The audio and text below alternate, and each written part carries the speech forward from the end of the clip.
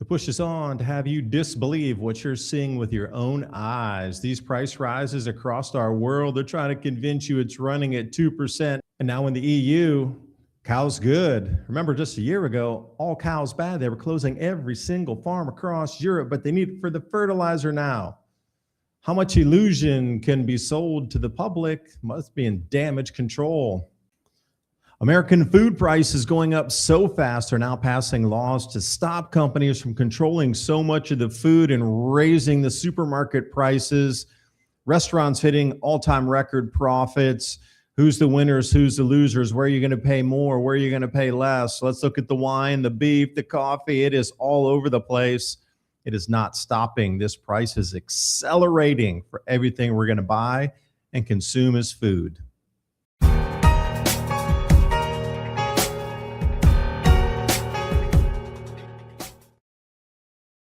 So you're seeing it, I'm seeing it, everybody's seeing it. They're feeding you these absurdly low numbers for your life cost.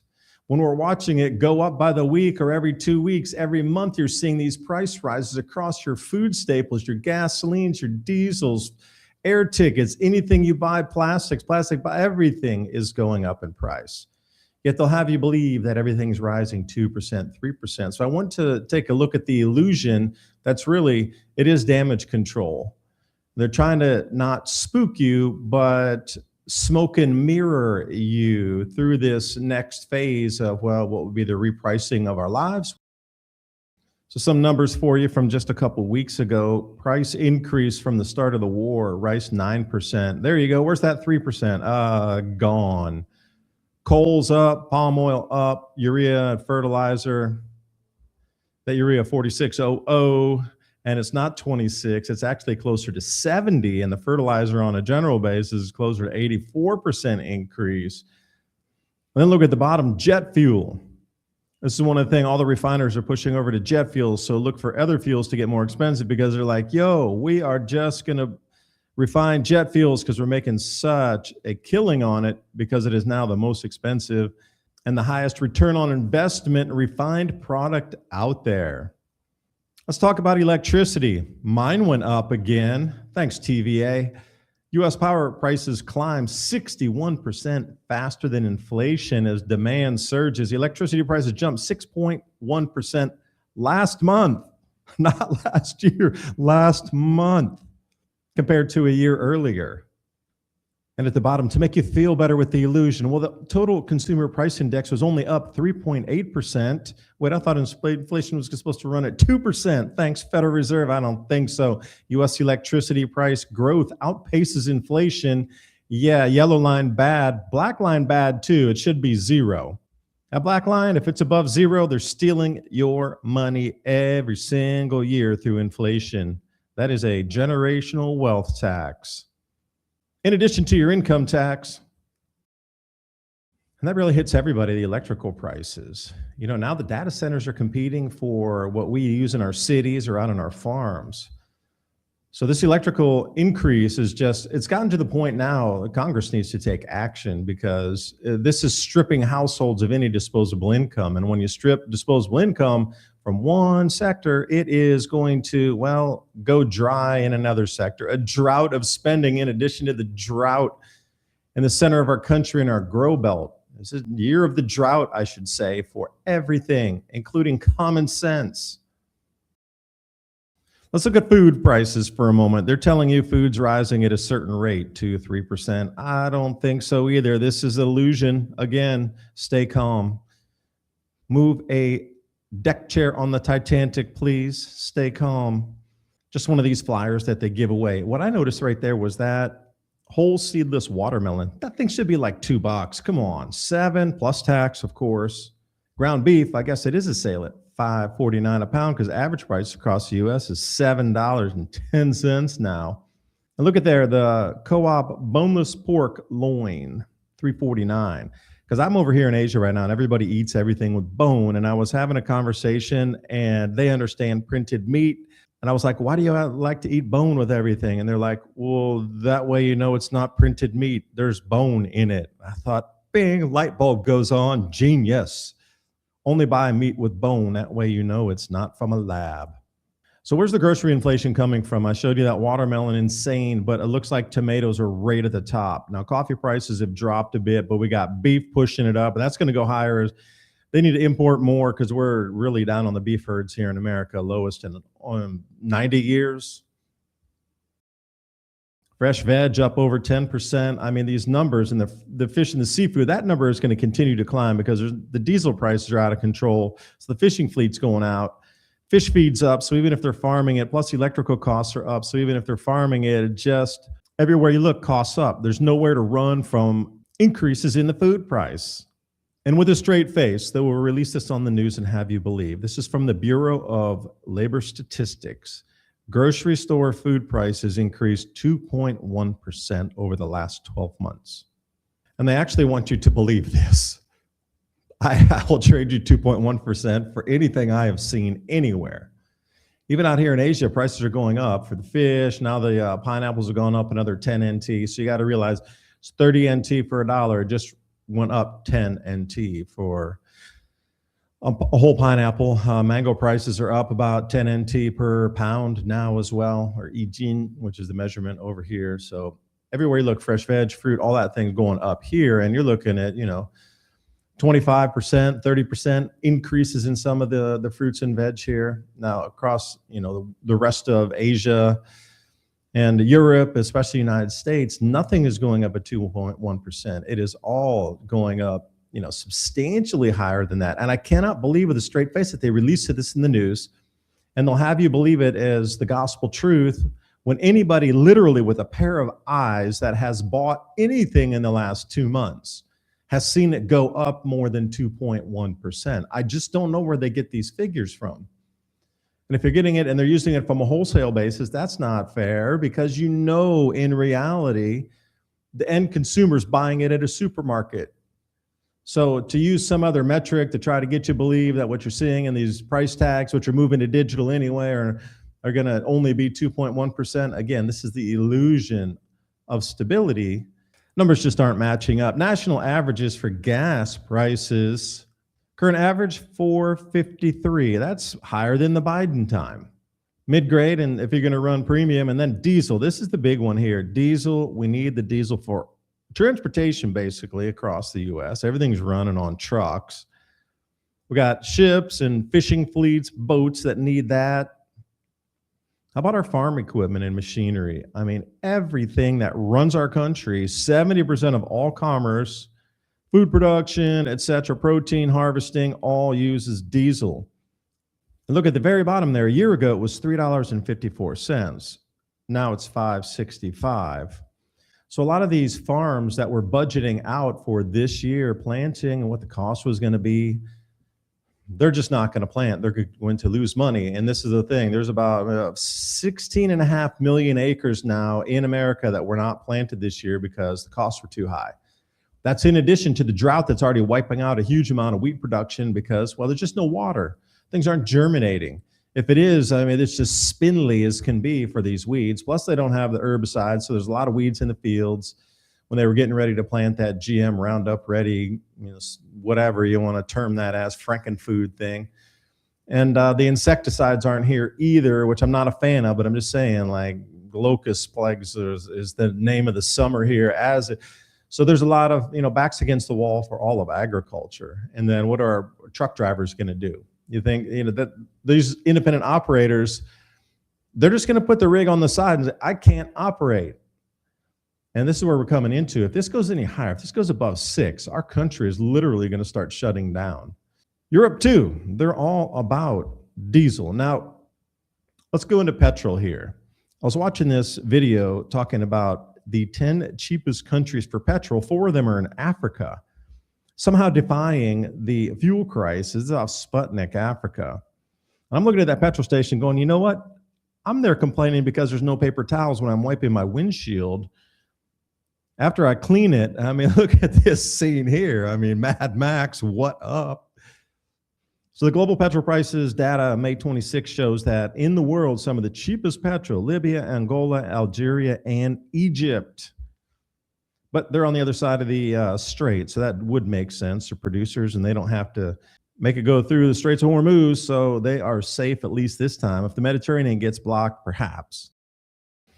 Now, here's another one. Don't believe your eyes. Just do as we tell you. The illusion, please believe it. EUI's free carbon permits for fertilizer industry / natural feces / dung from the cattle. I couldn't believe this. EU looks to cow manure to keep food prices down. Shocking. When I saw this, I'm really just, I'm baffled. And then, last year they were trying to remove every single farm. I can't believe the switch in such a swift time here. And I like this chart here. Agricultural commodities lagging fertilizer prices. So far right on there, it's already in a red box for you to go, oh no, that looks dangerous. That blue line is first. The red line shall follow. What is the red line? Oh, that's the agricultural subindex, meaning food prices. Yeah, you see where we're going to go. And they're telling you 3% grocery price year over year, Bureau of Labor Statistics. Wait, I thought it was 2.1. Wait, where's the numbers? Okay, now it's 3.8. Oh, wait, now it's 6. Produce prices increasing year over year. Again, Bureau of Labor Statistics. Now, wait, which one is it? And with all this illusion happening, it's time for the mushrooms.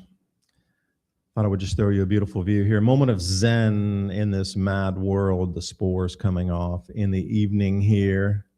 Wonder what type of mushroom that is. Not really identifiable here, but the spread of that's just incredible. Nature provides. So when you grow your own food, nature is literally this bountiful. And that'd be one of my suggestions, is at least growing some of your own food. And for me, I'm on the end of going on the higher value chain of that, where different flowers that can be turned into medicinals, growing the tobaccos that can always be used as a tradable, or they can be used as a pesticide. Please take care with the bees, those neonicotinoids. That's why it's called nicotine. So be careful with your bees if you're around there, pollinators, that sort of thing. But there's a lot of uses for different plants that we've had through history. Growing lettuce is one thing. Growing tomatoes, awesome. You can eat that. But think about something that can be used higher up the value chain if you're going to grow in addition to just your basic staples. Now, there's a huge problem when the lawmakers themselves are passing legislation against the companies that gave them money through the lobbyists to get them into the halls of power. Here we go. Chuck Schumer, of all people, targets big meat packers with new grocery price bill. In blue, collectively, Tyson Foods, JBS, Cargill, and National Beef control 85% of the beef market and 67% of pork, 60% of chicken. This is the processing side of things. So when it makes it to the supermarket, they control the prices. There's only 4 of them. They can set price. They can monopolize. If it was 3, it'd be more obvious. They try to throw the 4th one like, oh, no, it's not a monopoly. Okay. This new bill, although it's going to take a while and it's past due and it'll be too late by the time it passes or doesn't, will require major meat packers to choose between operating in beef, pork, or chicken. Like they have to choose one. They can't dominate in all 3, and all 4 of these companies dominate all 3 together. They're going to have to choose A, B, or C, which means, well, some more companies will probably have to open up to cover that market share. And again, I would ask you about lead times with the tremendous shortages across the planet. Like, how do you start a new meat packing facility with whatever it is? You can't. That would take years from now, even if they could get the electricity there. Now this whole data center pulling every available watt, but you're supposed to give wattage back to a meat packing facility. I thought the whole thing, don't eat beef, and the whole don't eat meat thing was still rolling along like a steamroller. This just goes to show what's on paper is you're looking at 3 to 5 years out before this would take effect anyway. So it's just somebody trying to give positive hope that something's being done about the food prices. But in actuality, you're going to have to prepare for this head-on collision. June, July, and August is when the real price rises are going to hit. If you think that you've seen prices rising so far, it hasn't begun yet. The beginning of it is June, July, and August, depending on where you are in the nation. And off of Meeting Place, love the title, beef prices continue climbing as USDA raises 2026 forecast. Yeah, the hopefulness is, well, they're now being priced in. USDA raised its now forecast for beef, and March to April, from a year ago, we're almost 15% higher. Spoke to a guy I know out in Texas that sells cattle, got the highest prices ever for their farm. Good for them, bad for your pocketbook, but where the supply and where the demand collide, here we go. Total US consumption of beef, pork, and chicken is up in 2026. Supply is down in 2026. So we're saying, well, prices go up. Red line, chicken, and you can see that's pretty steadily increasing from the left of the chart in 2019. Just follow your eyes over to the current and the 2027 forecast here. Beef looks pretty much going to stay the same, maybe a little elevated, and pork exactly the same pretty much. So you can see where the forecast is. So if you were going to try to buy something that's not going to rise in price as much, which one do you think it would be? My guess is going to stay on pork because, well, it's leveled and it doesn't seem like it's increasing. So the supply and demand is more balanced. Where beef, that's up and up. So who's the winner and loser in this thing here? The CPI Consumer Price Index, select food at home items like you buy in the supermarket, come home, prepare yourself, eat it at home. Fresh vegetables up, coffee up, beef up, peanut butter, fish and seafood up, bread, and I'm just going down the list here. And at the very bottom here, we get into the rice and pastas. Okay, that's a good one because it hasn't gone up that much. So you're just looking at the chart here and try to mitigate your spending or slow down your spending somehow. So off the chart, the fastest way to slow down your spending is grow your own food because fresh vegetables are the number one thing rising in price. Grow your own. Then you could actually trade with neighbors if you have extra because everybody loves fresh veg. You could trade something and don't think about just lettuce, grow other things as well. Higher up the value chain, think about medicinal teas, that sort of thing. If you're going to be growing your own, flowers turn into teas, or some sort of the plant can also be used as a tea. Higher up the chain you go, the more you can trade. And at the same time, somebody's always going to, bounce out in front. Cheesecake Factory, these are the companies that have the highest profits so far, 471%. So somebody's raising the prices where everybody's complaining online about the food they're buying when they're going out or fast food, just getting absurdly ridiculous. $20 for somebody to eat at a fast food joint. This is the same what we're looking at here, the pricing. Wingstop, Jack in the Box, Chipotle, Texas Roadhouse.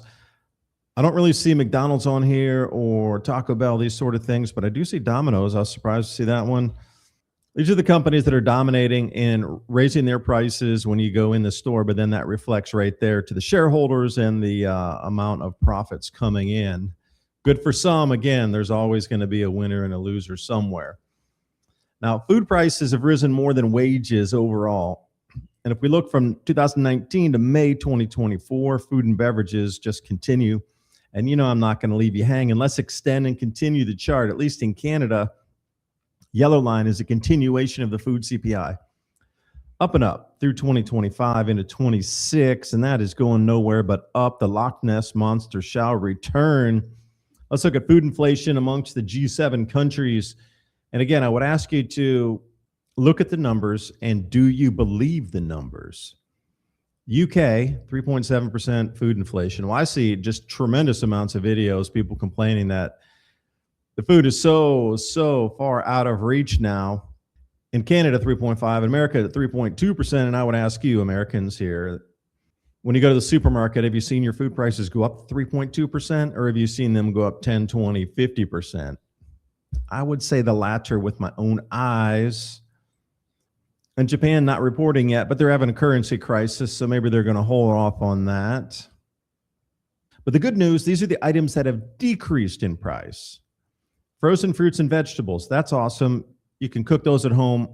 The flash freezing technologies we have today lock in all the nutrients. That is a very good other choice than the fresh veg. If you get it frozen, choose your favorite supplier, do a little research, see which one fits your needs. And then eggs at the bottom have dropped the most, 21%. So hopefully these charts provide you a small workaround. So you can already see, follow the trends on these. Whatever is going to continue up will continue up. The ones that are continuing down, they might stabilize and then reverse course up again. But for right now, the trend is down on these same items. So if you only have a limited amount of cash and you want to see how you're going to spend it or how you can spend it most efficiently, use these charts. If fresh veg is going up that much, just substitute the frozen.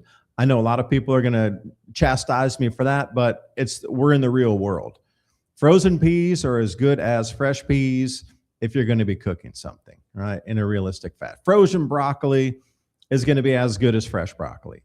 I'm telling you, the freezing technology, these flash freeze technologies they have now are outstanding. Because moving forward, you're going to be preparing foods at home more with these restaurant prices just skyrocketing to the point of unaffordability, even this fast food. We're being pushed to cook at home again, very much like we were in 2022.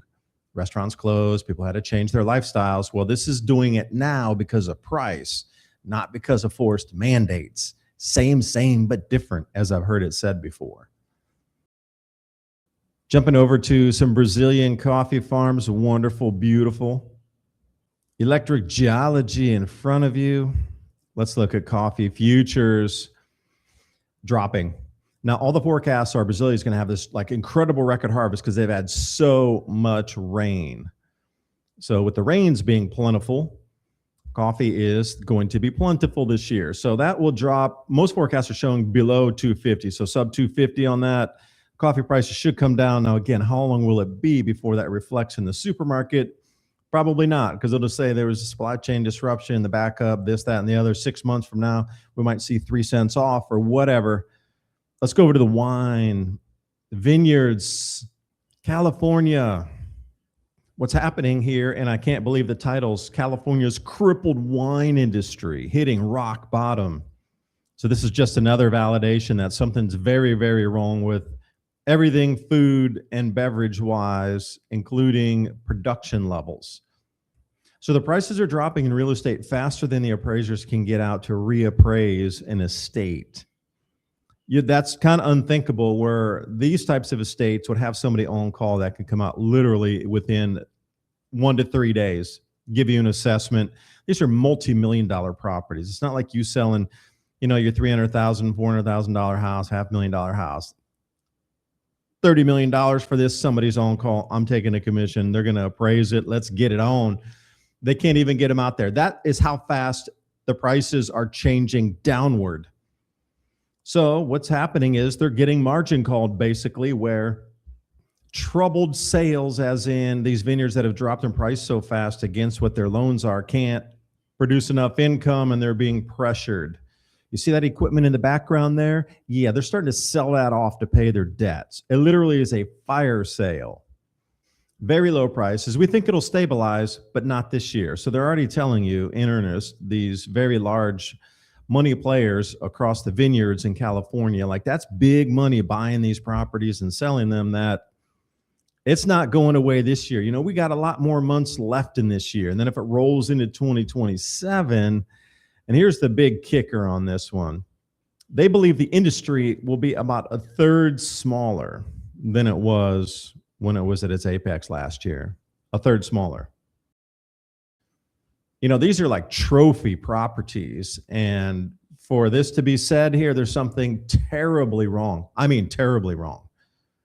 That these types of properties are going to go that far underwater that it's a fire sale and everything. As you see these slides here, I'm going to try to dig in a little more because this is the biggest canary in the coal mine for the rest of the markets. Like regular housing markets, in city A, B, or C, okay, it's its own metric. But when you're coming to these massive estates, this is a huge, huge red flag on something in the real estate market. If this goes first, it's going to drag everything else down with it. And this is again, look at this as the first set of dominoes to fall. If they're talking into 2027, then that means the regular real estate, mom and pop real estate, is going to fall behind this. Probably won't clean up until 28 or 29. And starting you off right here, what do we consume? We put in our bellies. Calories, the most important energetic unit to measure on the planet. Top 20 most consumed foods on Earth. Which ones are going up in price? Oh, all of them. Rice, wheat, corn, potatoes, chicken right at the top. We saw the record wheat pricing. I did a couple of videos on that the last few days. Record rice prices, corn going to follow with the increases in fuel. No fertilizer, lack of fertilizer. Corn's a heavy eater. Corn up. And everything in that loop of animal feed, well, that's going to cause all the chicken and egg prices to increase, as well as pork. Sticky way down at the bottom, 19 and 20. Coffee up record, sugar up record. You just can't win. Everything up to record pricing. Could we substitute sugar beets for the sugar? Oh, wait, sugar beets record prices as well. You just can't win. Where are we going to get on the planet to hide from this? I don't know if we can. Price changes at the year 2000. Ground beef right at the top, 3.4x increase. This looks like some real official figures to me. Official inflation across all foodstuffs, 93%, although during COVID, we saw massive increases. So I don't even know if these are correct. But eggs, 152%, that's a 1.5x. I know it rose even way more than that in the last few years, just in the last 3 years. So these numbers could be taken with a grain of salt. Oh, wait, salt, record pricing, my bad. Everywhere you look, everything we buy is getting more expensive. There's really nowhere to run from this any longer. It's almost like you have to embrace it, understand what's happening, what's coming, and food's not the only thing that's going to record pricing. Almost everything that's used in a manufacturing process also, and the plastics and everything in our entire modern world is going up record pricing. And you just have to ask yourself, what is that? Why is this happening? Well, the governments are printing so much money to try to get themselves out of this hole until they can switch over to stable coins and get the rest of the world to, well, take up this debt. Instead of governments holding it, they're going to flog it off over to you, the individual, as they do this magic with the stable coins. So get ready for that. Everything's just going to get more expensive. And the magic wand to make it all go away is 8 billion people. You take all the debt that was created over the last 50 years from all the governments, and we'll call it even. Oh, wait, my food prices doubled again while I was talking. I want to put a little method to the madness here. So why are the beef prices going up so much? Record beef imports are surging. So we're not actually raising enough beef. Here in America, it's supposed to be the home of the beef, the home of the cattle, home of the steak. Yet we need to import because we're not producing enough. And the projections here going up through the end of 2026 are apparently going to be up around 6-7 billion pounds coming in because we can't supply this from our own native supply chains. So these are in billions of tons, these numbers here. So 6 billion. They're going to have to put another band on the chart and go above this. Leveled off for a second, but it is definitely heading up, especially with the drought that's going on. That's wiping out our wheat as well. Cattle, they get graze out somewhere. They're not going to graze on dry dirt and withered grasses. Not a chance. So the farmers are going to get rid of them.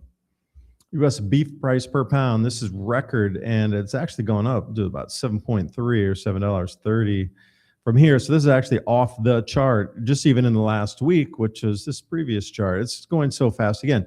Like they're going to have to start adding difference. So that should be an $8 chart, a $9 chart to really kind of put this in perspective here. We're going up above an hour of minimum wage for a pound of ground beef, which is insane.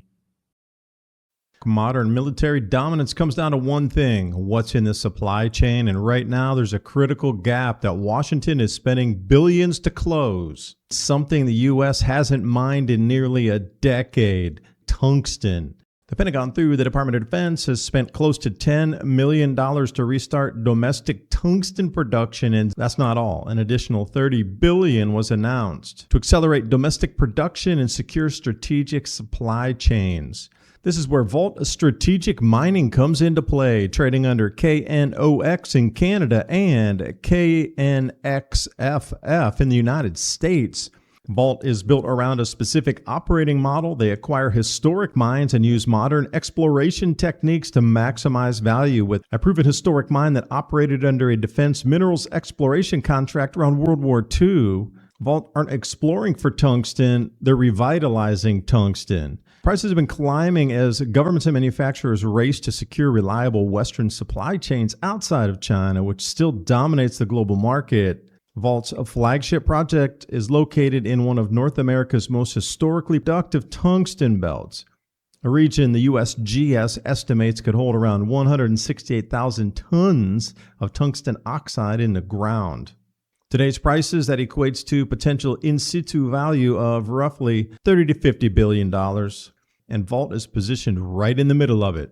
In less than 12 months, the United States has taken 5 major actions to rebuild critical mineral supply chains, including Executive Order 14231, Project Vault. The reason's simple. America's defense supply chains depend on tungsten, and the U.S. no longer mines it commercially. The Pentagon is actively funding domestic supply chains for that exact tungsten that Vault has in the ground. And thank you for Vault Strategic Mining Corporation for sponsoring today's video. You can get their latest presentation here on their website, vault-presentation.com/adapt-2030, or click on that link in the description box below. As well as the U.S. cattle inventory, like how many cows are out there? They've been demonized left, right, and center. Don't eat beef, too much water. Oh, wait, data centers, beef okay because it's not as much water as the data center. Okay, whatever. But still, the cattle down. And this is going to continue to shrink. Like that 2027 number is going to go definitely down. All the forecasts are, these farmers, they're getting rid of everything. They can't afford to keep it. These cows take resources. And the reason they can't get some of these resources is because, well, even with farm credit, a lot of these cattle ranchers / farmers, farm debt is drowning them literally. They can't even get at break-even cost. Now, everything ran away so fast as we speak. They're really in dire straits at the moment. I mean, the inflation that took off that was not even anticipated before this Iran war thing. This takes a paper trail of, 6 months to get financing or even longer. And they're already behind the ball on how fast everything's risen in price. And then the yellow line in the center is the amount of cattle in the middle of the drought. And we've taken a look at the drought map before. But here it is this week for you again. There's been some relief on that because of the snows coming through Colorado. Can you believe it? Snow this late in the season. But hey, with a tweaking magnetic field, anything's possible at any time from this point forward, which is why, well, maybe this is the fire sale going across the planet, because if you can't salvage it, you might as well get something of value from it. Dark red, cattle gone. That's the thing. There's so many variables happening at the moment. I mean, nature is something ferocious to battle with. This drought is the worst in 130 years in terms of coming into the planting season. Cattle, obviously, there's this battle between water usage right now, data centers, got cities that need it, cattle ranchers, farming, and then the whole debate whether cows should be grown, should we raise them up? We got the emissions off of that. I'm thinking, wait a minute here. Why is the food supply being targeted as a thing that needs to be removed, but everything else that's non-humans needs to come straight in and take its place? That it should be a question to be asked. And again, the farmers, the farm financing, there's so many farms that are going to go bankrupt this year. The prices have just run away so quickly. And if they did plant, for example, the winter wheat, it's coming out, this is just not grown. The amount of available moisture to make it grow. Plants don't grow without water, or even though they planted last year and it emerges in the spring, comes up. It's just not there. It's gone. Like the atrocious wheat, those are going back 55 years in the low wheat crop that we're experiencing this year. So a lot of farmers aren't going to be able to pay back those loans. So there's going to be more farms that go bankrupt, but the bigs will be in there to swoop them up. So, smaller, medium-sized farmers, the ones that were, multi-generational, those are going to get swept away because of these bankruptcies, which is kind of a travesty. We want to keep, multi-generation farms on our lands and producing for us, because that's really the backbone of our food supply. 1,000-acre range, that's something that grandparents passed down through the generations. We want to keep those alive, especially with the cattle ranchers. We need them. What are you going to do for proteins? Oh, wait, they've offered us cricket powder. Great substitute. Keep the cattle ranchers in business, please. But on the positive side, Beefaroo, I never heard of this before. If y'all know them, I'm not familiar. So looks like they have a special running 555 for a fresh meal deal. Roast beef and cheese, or a cheeseburger, or pork tenderloin, 555. Now, a lot of people are going to run there because that does seem extraordinarily inexpensive for the food cost right now. But check out that delicious bun around the burger, at least in the photo. I'm going to bring you to the glyphosate levels in popular breads, parts per billion, laying it out here. Sara Lee honey wheat, naughty, 191, highest on the chart. You need a different supplier, my friends. Very non-detected at the bottom. Pepperidge Farms Farmhouse Healthy White. Everything else in the middle there, you got to do your own due diligence. But Nature's Own butter bread, just barely below the Sara Lee at 190 parts per billion. And you got to clean up your act with that. That's not healthy for anybody, and you know it. And if I was going to spend my money, Pepperidge Farms, but I've known them since I was a kid. They've always had that like pure brand image, even since I was a kid. Grandparents used to have it around the house too. So that takes it back many a decade. And hey, activists, question for you. You're yapping on about can't have cattle because of the emissions. What do you think the emissions out of this? Overwatch 24/7 is putting out into our skies. Just asking for a farm friend here. A little moment of zen in the madness. And maybe the duck would be running from the hailstorm in China. Imagine the major crop growing region being hit by something like this. Your crops are gone. I don't care if it's an orchard or if it's on the ground like wheat or corn, gone. Just like previous civilizations we've seen through history, they come, they go, they rise to greatness, then they collapse. And you have to ask yourself why. What causes them to decline after their greatness? Well, lack of food is the answer. And now for us, lack of energy because, well, the food is tied to the energy, but they weren't as energy dependent back, say, multi-thousands of years ago as we are today with the fossil fuels. Here we are, Hormuz, commercial cargo vessel crossings, way at the bottom of the valley. You can hear the echo shouting down there. And with the majority of the planet, we're going to be paying more for our fuel. So we're coming into a heavy inflation period. Some even might say hyperinflation when they add all the money printing in it. This is Weimar Germany for you. Money was so worthless, they were using it for wallpaper. But you see that glue? That was made from horse hooves. Today, we can't even eat the glue off the back of our wallpaper if we're starving because, well, there's too many chemicals in it. So put that in your pipe and smoke it. Oh, wait, it's all GMO. You can't. Anyway, you see the entire full spectrum dominance on what is happening right now with your food supply, the money supply. Just everything you have and own is going to be extracted little by little. That's the end game here. So, there's a problem when the actual restaurants are telling you that the food they're buying is just so ridiculous expensive that they cannot pass that cost on to you in a restaurant setting because you just simply won't pay it. So they're closing.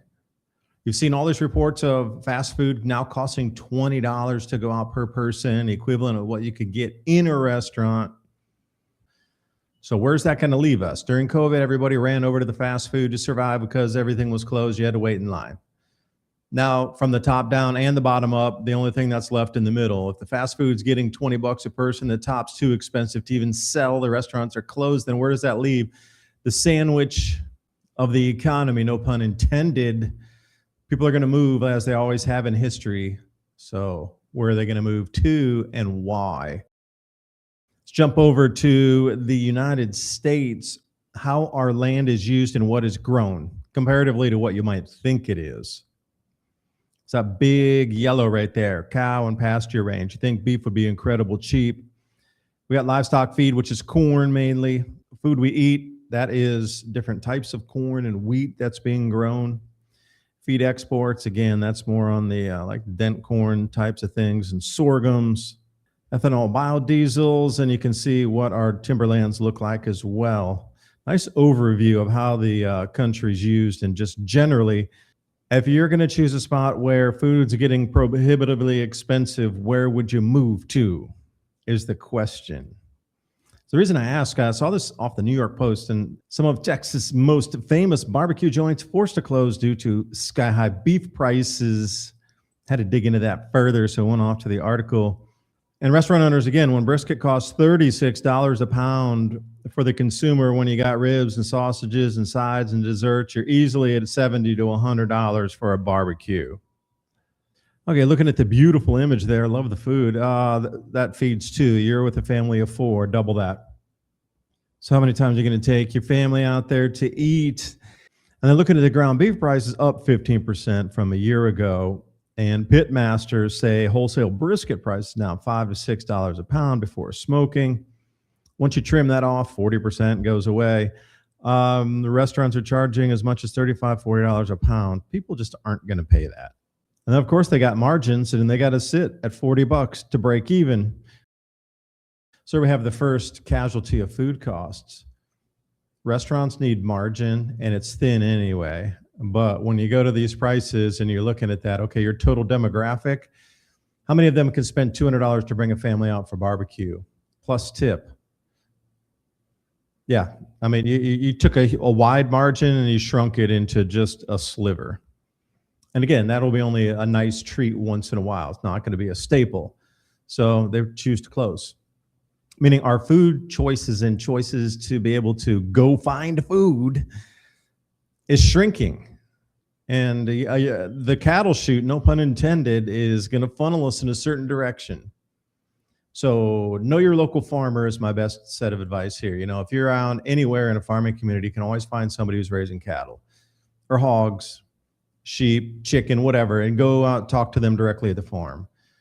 That's going to be one way to beat a lot of these prices here. And then you might find another 1, 2, 3, 4 people who want to split a whole cow, like 1,200 pound full beef, and there's 4 people. Okay, you'll take a quarter each. You know, there's different ways to do this. You don't have to buy an entire, animal, but you can fill out the cut sheet, that sort of thing. That's one way to move around this. Because up in Kashmir, they're getting pounded by out of season strange hail.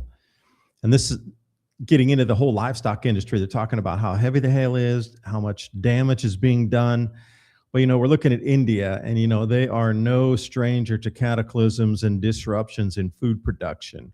I mean, look at this temple buried in sands here along a river, excavated, and then will it be reburied in the next set of food debacles when people disappear for 200-300 years and they don't live there because they need to go where the food's growing, and then this is covered back in sands again, is the question. But the main question is, how do people change their overall spending habits when these prices keep rising? Well, a good number one is cut back on spending. Well, what do you cut back on? You're going to have to do your own personal assessment on that. 25% of the people, though, said that I have not changed spending habits at all, and then 7.4% said they're spending more. So that 75% is the target demographic that is driving a lot of the change when restaurateurs are pulling the plug. And people are going to move also. It's just a thing in history. When a resource is not available or you're priced out or something happens, people move to different locations where they can have a better quality of life. It's been like that for 8,000 years. Nothing new. This is the norm, not the exception. So I don't have the 2026 data yet. This is just 2025. I'm looking at the dark blue and the black on the states there, saying those are most affordable, best quality of life, and most freedom to do with what you want on your land, obviously, to produce food. So we got Idaho, South Carolina, Georgia, Tennessee, up in Maine also, but Missouri. So you can see these are kind of like the hot spot. They're hot now because they're affordable, but when like a tidal wave of people rolls in, just like anything else, it makes it more expensive. So you can at least see right now where people have chosen the best safety spots in America by state. So there's your map. Choose wisely, because real wages start to shrink in developed countries. Now, this is a Strait of Hormuz. Obviously, AI is coming in, and they put inflation at 3.6, April 3.8. And then if we look at the adjusted dollar growth over the last 30 years, you're adding this in on top of all these other things. Inflation running hot, less jobs available, just things costing more in general, house prices up. and then you follow the red line down on your purchasing power. So at the same time inflation's going up, the amount you can purchase with is also decreasing from that same dollar. And when we're in the feedback loop, let's take a moment of Zen. Is this a wheat field? Could be. Use your imagination, because the top wheat exporters for 2024, 2025, again, we don't have the 2026 numbers out yet, but I am sure this is going to move a little bit. So the top exporters there: Russia, EU, Canada, Australia, and United States. The reason I say that is because Australia is in this crazy mega drought. West Australia is not getting planted. They're talking about 10 to maybe 13 million tons down out of Australian exports. So they might even fall off that top 5 list. United States, just dust bowl conditions happening out in the Midwest grow belt with our wheat. So we might fall off that top 5 position. Canada will get knocked down too, because anywhere they're growing wheat, they're experiencing the same drought conditions in North America. But here's the thing to look at: the importers on the side there. Egypt, Indonesia, China, Turkey, Algeria, the most vulnerable countries for disruption based on, well, they're either going to pay the prices or they're going to have to switch crops. And that's really another choice you have too. You can switch the things that you're used to eating. So if they're not unable to afford the wheat, or the wheat goes 2-3 times the pricing, are they going to switch over to something different like millet or amaranth or spelt or some of these more ancient grains? They're not really grown commercially, but I bet they will be if they can come in under a certain price point. Sorghum, again, America, we were at 100-year lows a couple of years ago. But can countries switch? I mean, rice, if it gets expensive, could Asian countries switch that staple rice dish out for something else? Maybe corn. I don't know, but there's going to be a lot of switching going on. And you and your lives as well, if you can think about the things that you are buying that you could substitute for something. I mean, maybe you could buy oatmeal and find some clean oatmeal.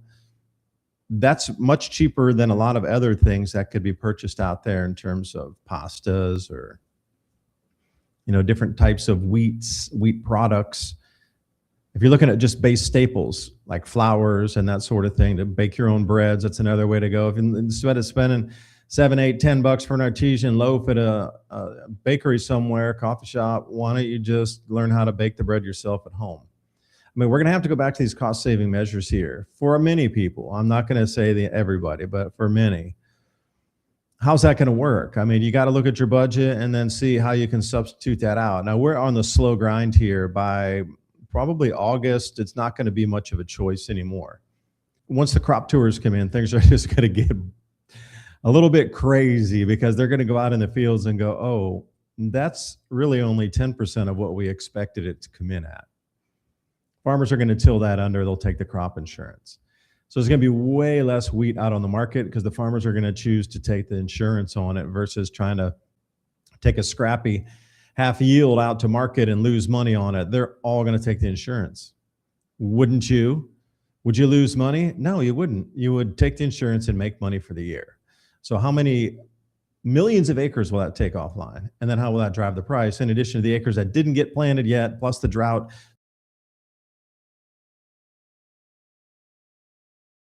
First thing, human behavior. Well, we got this Strait of Hormuz closure, natural gas shortages across many parts of the world, and we have Karachi residents using gas-filled balloons amid shortages. Again, that's a human behavior change based on, well, shortages of something. I just want to know, when they put this, is it a fire risk? I would say so. A lot of people smoke in these countries still.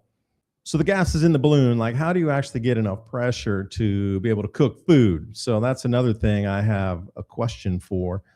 Do they have a way to pressurize that? It'll work for a minute or so, but then the pressure is quickly gone. So good luck with that. Also, we're seeing this hyperparasitism, where a tick is actually feeding on a tick. So the female is the large engorged one, and it looks like a male. These are deer ticks. We're hearing about ticks everywhere across the US right now, and then we start to see this strange tick behavior. They say it's ultra rare, but there's multiple photos coming out with this. Are these super aggressive ticks is the question, and where are they coming from?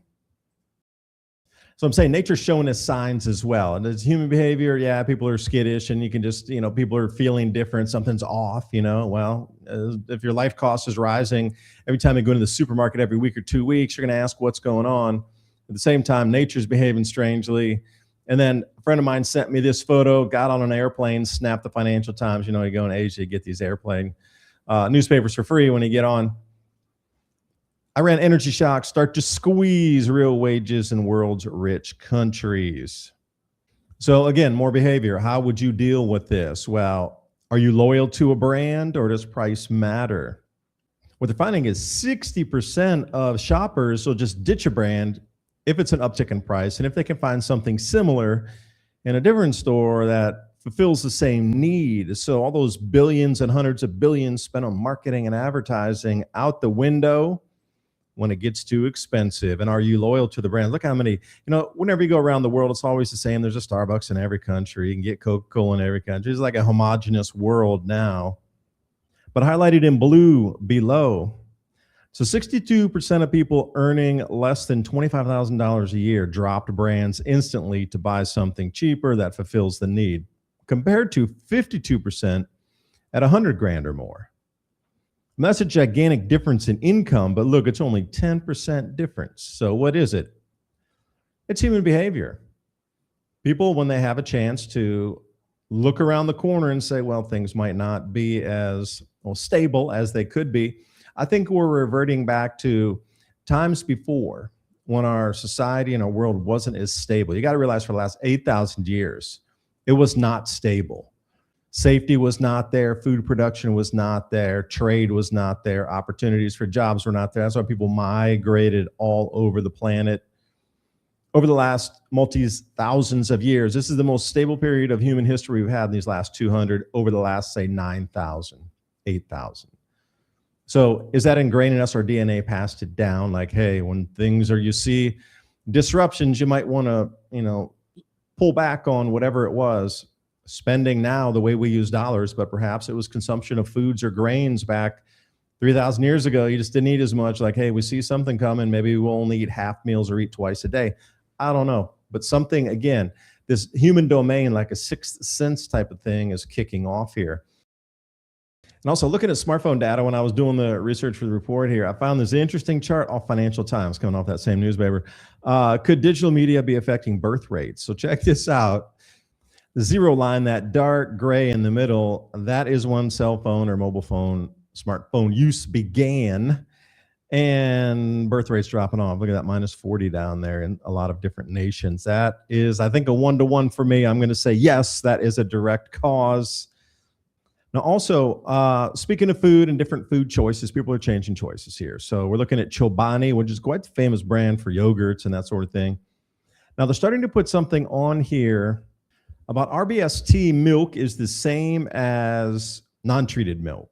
So they're trying to say, hey, no worries with this. So I didn't really know what RBT was. I had to look it up. And it's a recombinant bovine growth hormone where they use this in cattle in the US. Now, you notice right there in the paragraph, first approved for the United States by the FDA in 1993, but it's not used in European Union and Canada and some other countries. So as people switch in these food choices, then you're going to have to either get what's there, and maybe that's the only choice, or you're going to have to switch product. And a lot of people are moving to bulk food purchases already and just preparing things at home a little bit different, learning different cooking techniques, and going back more like what I would consider old school grandma style. My grandma used to cook. They'd get bulk everything, and either it went in the pressure cooker or it got boiled for a while, and then it turned into food. We're going to have to rewind the clock again, coming back with like bulk grains, bulk beans, bulk rice, whatever it might be. You prepare it yourself. Maybe you'll buy a bushel of apples and you got to skin them yourself and prepare them to make your applesauce or whatnot. But this is the way it's moving. People are trying to cut back. Intuitively, people know something larger is coming and they're preparing for it now, whether they know it or not. Speaking of which, now we have two different messages coming out from scientific bodies saying, whoa, cold blob increase, and they think it's an AMOC shutdown. They're not exactly sure, but this cold blob keeps increasing in the northern Atlantic between Europe and the United States / Canada, North America. But at the same time, they're talking about this super Nino. Now, these are not temperatures, so hold your horses for a second. These are not temperatures. This is sea level conditions. So the red and orange is higher than normal sea level anomaly, up to maybe 25 centimeters, not even a foot in sea height, depending on the winds and the way the water expands because it's warm or contracts because it's cooler. Blue color, that's lower than normal, where it's a negative anomaly. And they're focused on Nino 3.4, where everybody is looking at the El Nino starting on this. So we got 1997, 2015, 2023, and the forecast projections for 2026. So whether it's sea level heights anomaly or temperature anomaly, everybody's pointing to this something being unusually strange in those black boxes there. So something this way comes, and this always disrupts agriculture. And El Nino, again, for those of you who are unaware, it's a crop trading signal, and it has been for 180 years. They know when this warming in the Pacific Ocean, it changes rainfall patterns. And those rainfall patterns determine how many crops are grown or not grown, if it's too wet in the fields to plant or if it's going to be too dry. This is an established science across all continents based on the strength of El Nino. And a lot of the commodities traders follow this religiously, and they have for almost 2 centuries. So when you come into a really, really strong one like this, a lot of people are looking. So if you look up in Chicago, like all those grain traders, this is their focus right now. They're really honing in on this one because it's going to really show how these prices are going to move. In addition to the fertilizer shortages, now we got this monster on the doorstep here. So a lot more focus is going to be on this. So keep your eyes peeled for it. And at the same time, we should see some natural signs, shouldn't we? If moisture patterns are going to change and things are going in the wrong place or a different place for the time of the year, abnormal weather, China, this is in Xinjiang, way out west in the desert areas. And those are where the oases were, way out in the Kashgar Basin, that sort of thing. The Tarim Basin, driest place on Earth, one of them. Red blizzard warnings, snowfall hitting Hami in Xinjiang. This is the depths that it came down. Almost 2 feet. This late in May, we're coming into June, and this is extremely rare. Usually it's baking and cooking by now. And when I say cooking, I'm talking about high 90s, middle 90s by now, but they're getting blizzards. And you can see how the tree cover was also affected. It's that really heavy wet snow that, it's out of season. You look how damp it was, ripped up the trees there. And then immediately following that came a dust storm just less than a week later. Incredible amounts of air pressure difference pushing all this dust. So it came up rather suddenly. Sometimes it's blowing 60, 70 miles per hour. And this is not a forest fire. This is dust rolling off the desert coming into some more tourist areas. That China's quite good at reconstructing a lot of these. And day, well, it turns into, I wouldn't say exactly night, but sort of a reddish hue of forest fire type things. And with all that dust blowing around, the same here, Shelbyville, Illinois, what happened? So if we're going to wind the clock back and we're getting a dust bowl type of thing coming on here with the drought, scientists are probably in Shelbyville, Illinois, 1827, and they found this entire town buried. So they built on top of it a brand new town back in, let's say the late 1880s, 1890s, but the original town was 4 to 5 meters underground. So they're really trying to piece this one together. Like, why is an entire town, or how did an entire town get buried? Well, if there's multiple dust storms for decades on end and people just picked up and left, and that was before what we really recorded in history in terms of instrumentation on how much dust was here, there, or everywhere, maybe this town just got buried in sand dunes, and then, hey, there's something solid we can build on top of. History is murky. So when you see all these anomalies with dust and wind anyway, so imagine 3 decades, like 30 years of just solid wind blowing in a very dry environment, would it not bury something like that? Of course it would. So you got to look at our own history through these dust bowl eras that come and go. And then we had another one in the 1930s. So you saw what happened to the homes there. There was just sand dune after sand dune and houses half buried anyway. So if we wouldn't have reclaimed those right away after the 1930s, and let them go for another 20 years, they would have been buried as well. So you got to wonder, with these anomalies and such intense strength of things amplifying, like, where does that take us with food production this year that's already behind the 8 ball with the Strait of Hormuz closure? as well as what we're seeing on the natural side. This is why a lot of prices are rising. People are asking, like, what is going on? Why is things getting so expensive? Well, that's why. Let's bring you to Antarctica. Wrap you up here. The final photos are finally coming out for this year's melt season from the Taylor Glacier. And this is like the record season for this algae that came out and turned the water red. You know, they call blood falls or whatnot. It's just algae, type of algae, little zoom in on for you there. And things are running red. But this year was, I guess, the most that they've ever recorded of this type of algal runoff. Usually it would be green where we live, but it's red down there. Different areas too. It wasn't just one specific area, it was multiple areas. They covered 3 different melt off zones that all contain the algae. Usually it's just in like one area, but this time they found 3 of these waterfalls dissipating this type of algae. Again, something very anomalous, but again, how long have we really been down in Antarctica looking around to sort of measure these things? Not very long. That's been down there for millions of years. We started looking at this thing in the last 100. So, I mean, the time variance here, I mean, this could be the lowest it's ever been. And it's just finally turning back onto its normal state and normal flow. We don't know. So again, nature's showing us signs everywhere, at least in our modern time with what we measured in the last 100, 200 years, that something's way amiss right now. So, you know, again, you're stacking different types of events on top of each other. Hopefully the Strait of Hormuz opens in the next month or two, get the fertilizer back on again. But this year's crops kind of, we're going to write this one off. So whatever we had in the silos and the barges and the system of storage for grains kind of is what we get for this year on the planet. Yeah, we'll add in a little bit. Newest numbers, I have seen 27% reduction in most global agriculture this year, almost 30% down for the whole globe. So that's what I'm saying. Whatever we had left over from last year that's still hanging around, that's going to backfill that 30%, and that's going to draw down an enormous amount of what we had stored. So if we get 2 years of this, then we got a problem. Looking for the big picture, how this all fits together? Well, I think this is going to be a glimpse into the future right here, as several things layer on top to create one scenario that's going to push prices for the rest of the year. So you got to get ready for this. Let's check in on El Nino. The forecast here now bringing us up to 3.5 degrees Celsius above the normal. Wow, that's incredibly warm. The ramp up is beginning now in May, and we're starting to measure off the temperatures. I jumped over to the global 2-meter temperature anomaly to see what we're looking at off of South America going west out to Indonesia and Asia. And in the red down there, the average above the baseline is 0.288 degrees Celsius.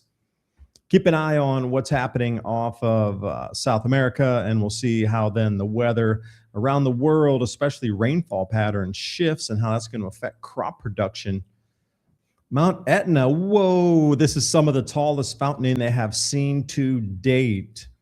You know, people are just booking tours and holidays just to go up and watch Etna. It's pretty much a continuous event now. And Campo Flegre, also, they're talking about land subsistence off the coast. They're sliding into the Mediterranean. This could be something to keep an eye on as Kilauea also continues to fountain. Let's go to the EV debacle. We got Ferrari, $640,000 electric vehicle. White in the background, orange in the front there. You think it'd be red, a Ferrari red, but I guess not. It needs to be a little different. It is an EV. Looks very similar to a lot of others. I've seen comparisons and people giving it test drives, and looks inside beautiful luxury interior, but they were saying you can get the same thing pretty much for like 100 grand if it depends on which manufacturer you go to. Even Mercedes does one for like 160. That's literally 3 times less. So they're just saying they're trying to sell you an extra $500,000 or $250,000 just for the name on the thing. And then it's really, comparatively to the rest of the EVs, it doesn't stand up. There's so many that have better performance and longer battery charge times, etc. Something that's going to affect all of us for vehicles and all of our electronics and anything electrical is these copper prices that keep going up and up. You know, back in January, I reported on this, there was around $7,000, and all the forecasts were saying it's going to go up to 10. Well, we're already up to almost 14. And the projections now from all the other analysts are going, we're going to 20,000 per ton. And it does look like an up and up trend. It's going to take months and months before this rolls over on those 2 moving averages. So this just is another nail in the coffin for pricing here. Everything that we buy that involves electronics is going to continue to go up. So you thought you could escape it with the battery technologies, but a lot of that also requires rare earth minerals, which are going up and up. There's really nowhere to like escape from this inflation wave. I guess you could buy a 1960 or 70 vehicle and try to fix that up and continuously buy parts if you can find it. Then you got to spend the time to go to, auto graveyards and dig around in there and find what you need. But that is available. But whatever way you try to look at life, from the rent to the house price to the food to anything you buy, electronics, and now we got the plastic shortages for motherboards, etc. Certain types of plastics out of the Middle East, Hormuz Strait still blocked off. It is just becoming one giant intertangled type of inflationary wave here. And a few signs of life still. Looking at the Hormuz traffic, we had a few ships leave. Most of those were coming to Asia, by the way. Since I'm out here in Asia right now, everybody's jumping for joy. There were 7 super tankers, VLCCs, that were bound out here for Asia. It's going to alleviate some of the shortages. Nothing with the naphtha on the plastic side, but just straight up crude oil coming into the refineries, going to be posting into Asia here this week. But the rest of the world's still pretty much on the very idle small down there. Not much moving. Now, with this said, yesterday I was talking about crop shortages on the wheat side, and suddenly we find ourselves in fertilizer declared national security priority for domestic production. Okay, so the USDA and Trump administration unveiled a long-term fertilizer strategy plan focused on boosting U.S. production and fast-tracking projects to lower costs. FYI, to get one of those plants up, 5 years. I mean, it's great that this has moved forward a little bit, but in reality, we're still back where we were yesterday, and we'll be tomorrow. To get these facilities up and running, to get the labor out there, people are just, the experience for building these and constructing these facilities just isn't there. People have retired, dropped out. I mean, it's very on the experience side of things, getting leaner out there. And the same thing with mechanics. I've been watching a couple videos on mechanics and just the brain drain out of that whole field of technicians to be able to repair automobiles. All the dealership mechanics, they're moving over to the diesel, that sort of thing, out on the fields where they can get a higher pay, all that experience, 20 years experience, roll out into diesel mechanics. Man, they're losing it. So the experience to even put one of these together, plus the materials, that's just not happening. We're at 5 years would be generous to say, probably looking closer to 7 to get out a fertilizer manufacturing facility in the US. And then where's the feedstock come from? Oh, wait, that's a whole nother set of pipelines and regulation to overcome. And that's what this whole legislation is about, is getting the feedstocks through the pipe, natural gas, to other places, and the NIMBYs, getting them out of the way so the construction can take place in the actual ground facilities. But again, we're talking years for that.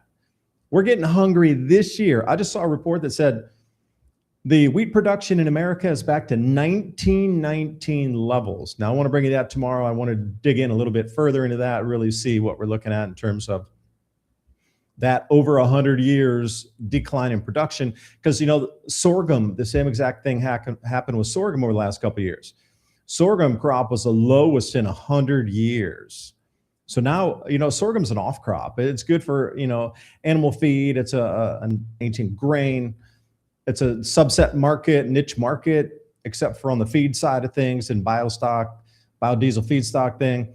But wheat, that's a major commodity crop. Bringing us back on 100-year lows on that, that's going to drive prices up crazy. And speaking of that, here's your wheat. We're looking at good to excellent. That's way over on the far side over there. So Kansas, one of the main, like when you think wheat in America, you're thinking like Kansas, Nebraska, these sort of Oklahoma. But I would have you and encourage you to be scared to look at the right side of the Kansas wheat.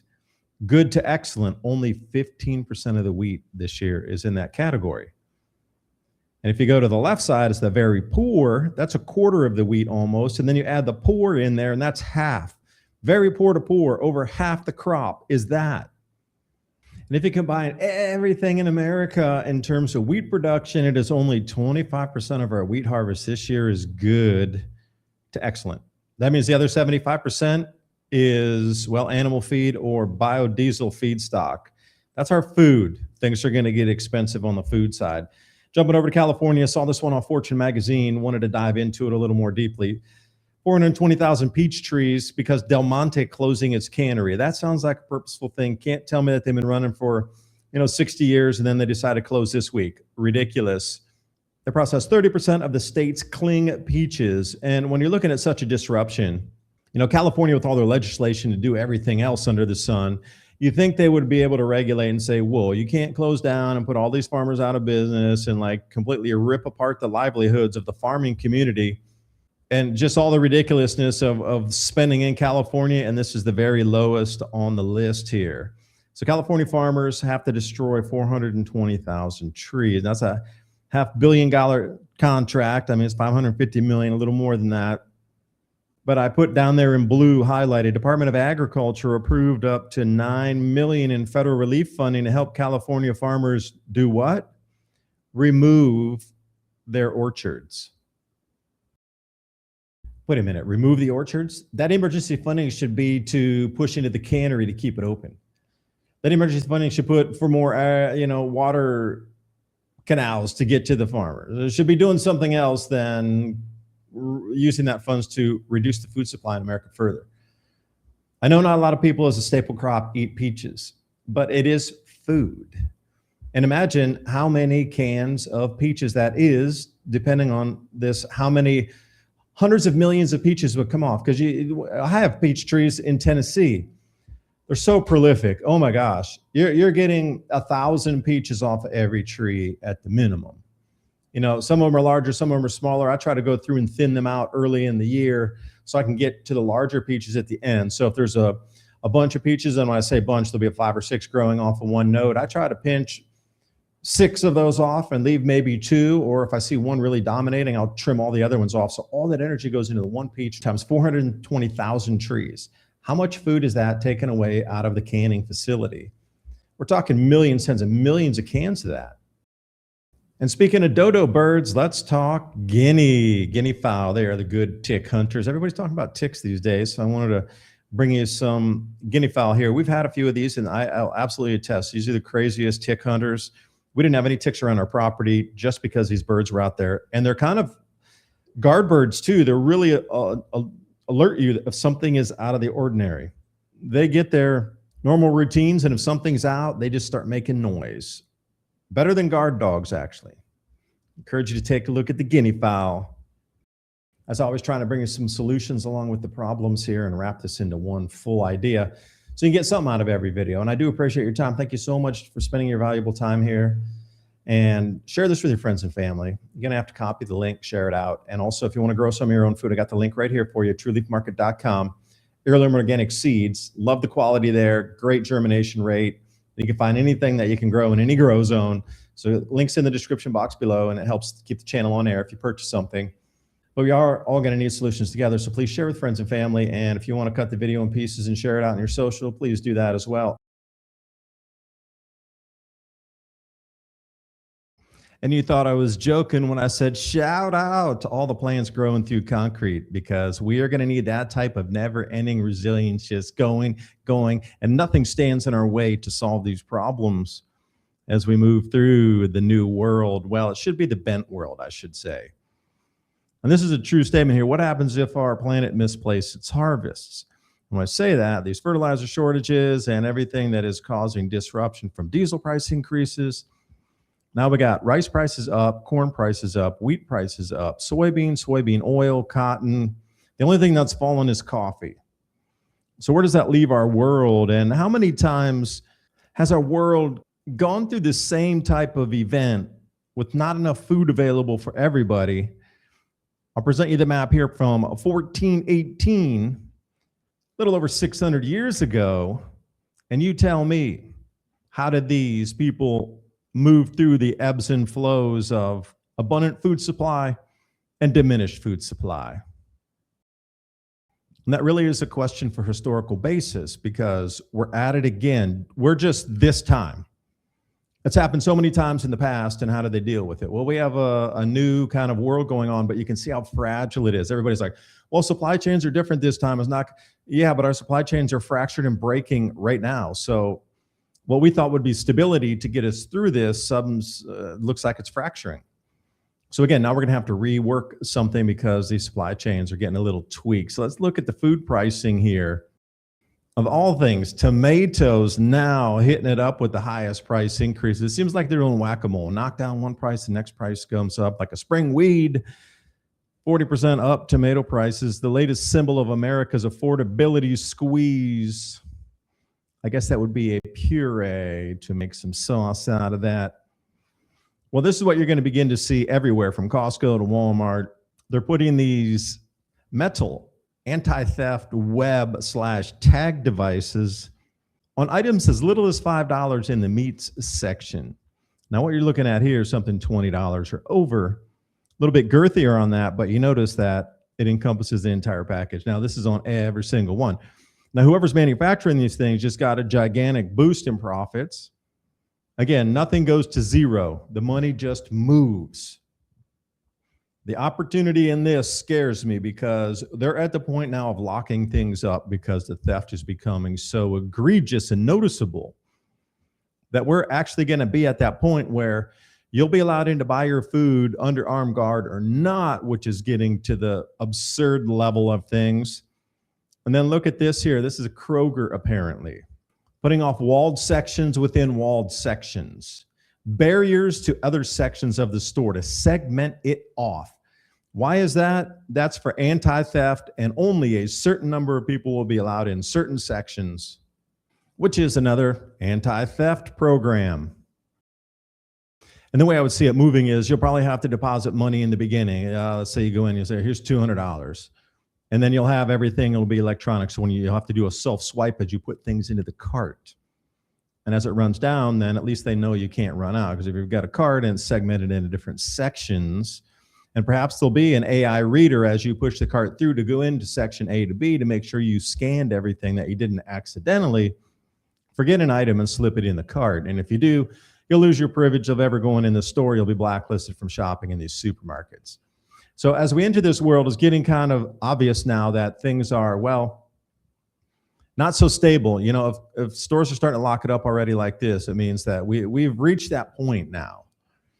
So where does it move from here in terms of you being able to get what you need at an affordable price? Again, I'll always say, find your farmers first, talk to them, and that's a good start for meats, at least on the edge of it here. Now the $5 price tag becoming prevalent, and the new bottom structure for our transportation system. It doesn't even include diesel, which would be well over $6 by now.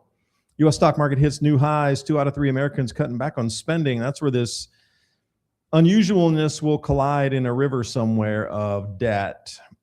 And speaking of debt, consumer electronics, you can use your card to swipe, get a new iPhone, $1,000, $1,500, whatever it is, you're going to get an Android.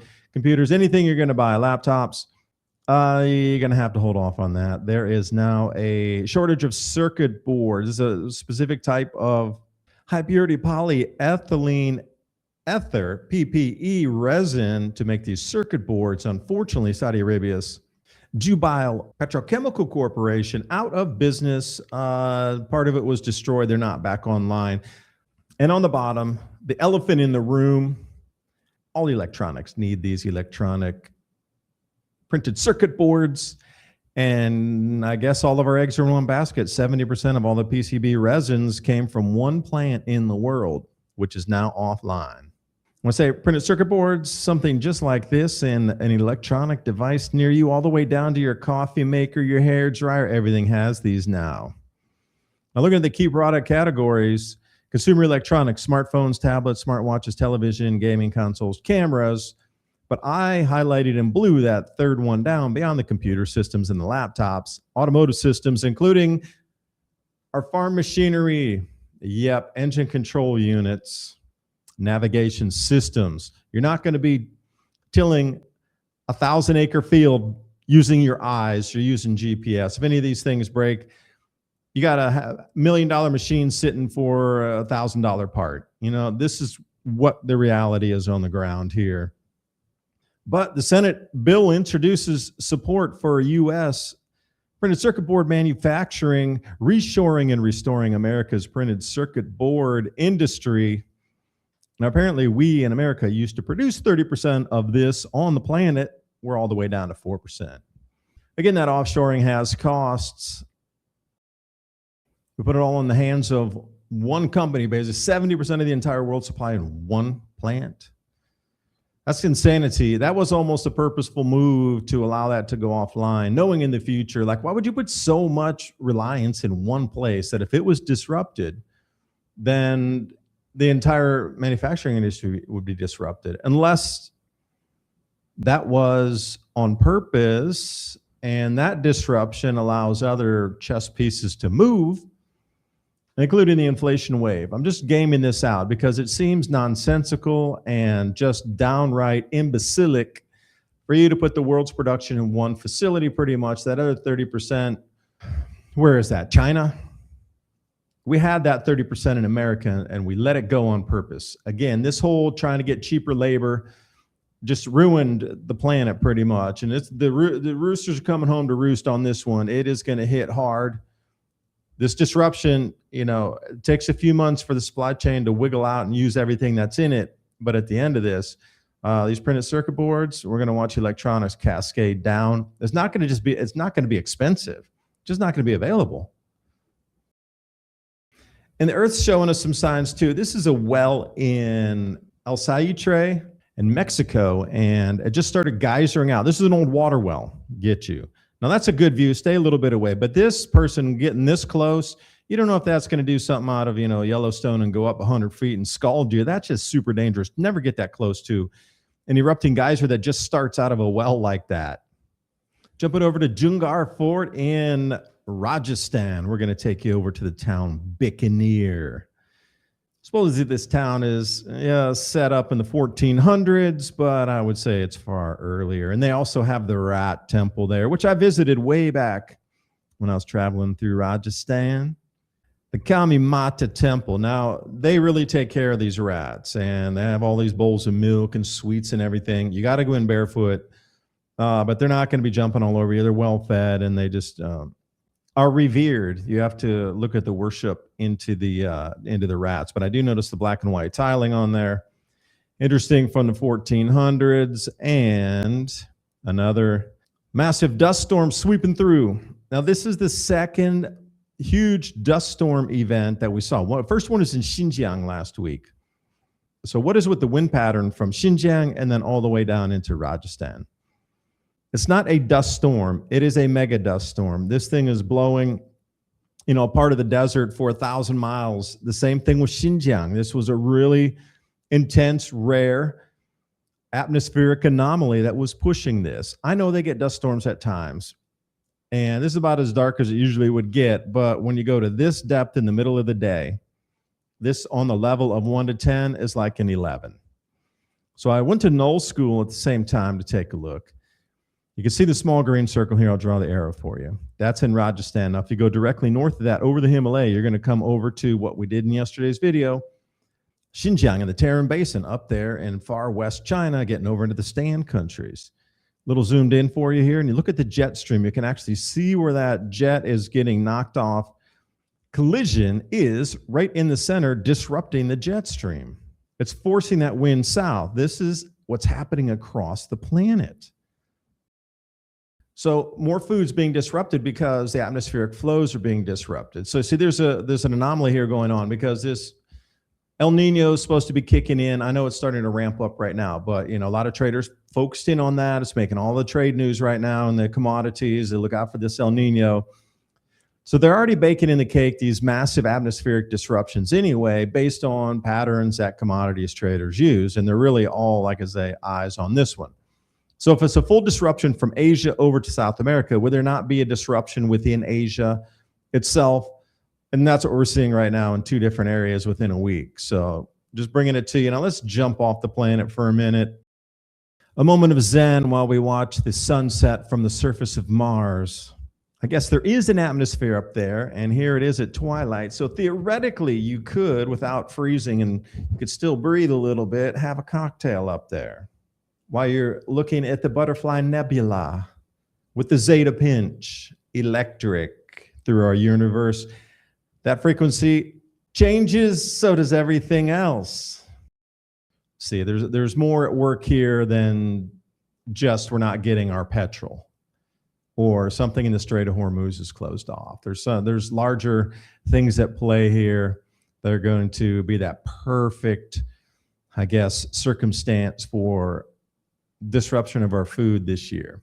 And we'll understand that civilization is based on food, nothing else. That is the base layer, and we're about to understand that as they have through the last 8,000 years of rise and falls and collapses of empires, to the apexes of kingdoms, and the ride back down the roller coaster to the bottom where they start over again.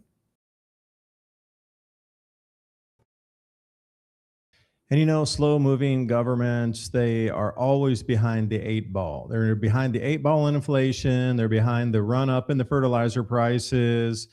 They're behind the fuel prices. And now the supply chains are broken. And, you know, even the fixes to try to even talk about getting a fix is already months and months and months behind. So when you take a full analysis of what we're facing here, there's going to be no government agencies that are really going to come and help us out. You're going to be on your own. So this is what the video is about, so you can figure it out, that Rubik's Cube of getting ready, preparing, and then seeing what's in front of you. And there's ways to benefit from this as well and just move through smoothly in the next few months.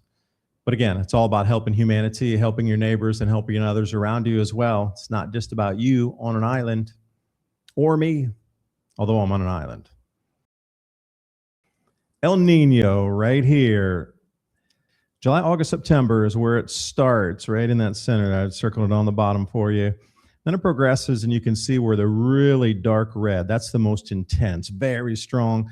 They're predicting about 3.5 degrees Celsius warming on this one. As you can see, September, October, November, December, November, January. December, and then December, January, February, all that. This is going to take us from the summer through into the winter. So we're going to look at a couple different forecasts, not just a single season. It's going to roll through 2 seasons. They're calling it the harvest of chaos. Now, this is a great Zero Hedge article. It kind of wraps up everything I've been talking about, as well as, you know, just the wider picture, because there's a lot of things that are out there. Oh, your gas price is going up. Okay, that's just like one point. They forgot about the diesel. They forgot about the polyethylene esters that are for the circuit boards that tractors might run because circuit boards aren't there. You know, there's just a huge amount of things because of the plastics disruptions. They say scarcity stops being an inconvenience and starts becoming a geopolitical event. And that is what is on tap this summer. Got the entire planet misplacing at harvest. You know, we got all these crops going up at the exact same time. The only one that's not so much is corn, but the wheat skyrocketing, soy oil, soy up. Coffee's down, luckily. Sugar's up, though. I mean, everywhere you look, palm oil's up. I mean, everything, rice is up, and it's just the entire planet. So we got the 2 hemispheres here, and they're both dealing with their own situations. So that's such a true statement. Scarcity stops and becomes geopolitical. So the polyethylene esters, there was one area, one fabrication, one plant in Saudi Arabia that manufactured 70% of all of that is consumed on the planet. And that's for printed circuit boards that go into every electronic product. Like, that's a disruptor right there. It's not available anymore. So it's not a point where it's going to get really expensive. It's just going to be not available. So the electronics you have, might want to think about substituting those if you have a chance right now, because these circuit boards are going to be in tight supply. They're looking at least 9 months, before anything comes back on the market again with printed circuit boards. That'll kind of smooth out some of this disruption, but it'll be a geopolitical. Eventually it'll be Main Street. And that's when the rubber meets the road on the civilization cycle. Moving into La Nina, El Nino, we are on the right side, how that weather pattern is going to change. We're going to get a lot more southern moisture. It's going to get wetter in the south. And then when we switch into the winter, it's going to get cooler down there as well. And the other areas are going to dry out. So on the right side, you can see the wind flow pattern from like Baja in Mexico all the way over to Florida. And over on Knoll School today, you can see that same trajectory off of Hawaii starting to flow in right exactly there. That jet stream is starting to intensify, and this is the flow we'll get. So right on track with that one. So the typical summer conditions during El Nino, and you can get, it's going to break down. It's not going to be 100% coverage for the one type of event for a continent or a country. Out west, wetter than normal. That's a North American monsoon flow that's coming in wetter than normal there. Looks like the southeast, a little bit chillier, going to have more rain as well. And then the grow belt's drier. Warm up in the border areas with Canada. Don't know if that's a good or bad thing with the crop struggling now with a little bit of water issues. But then if we swing over into the winter, see, this is a little bit different here. And this is on a global, but I'll still pull you to the U.S. It's going to be wetter in the southeast U.S. Warmer up around Alaska, southern tip of Greenland, and the northeast U.S., New England states. But you see where it's warmer and drier over Indonesia, and they were already struggling with rice production because of fertilizer disruptions. So Asia as well, up in Japan and Korea, that area was with parts of eastern China. They're going to be struggling to grow some crops up there with this dryness. So to put it together as a wet, dry kind of thing on El Nino rainfall forecast for the full planet.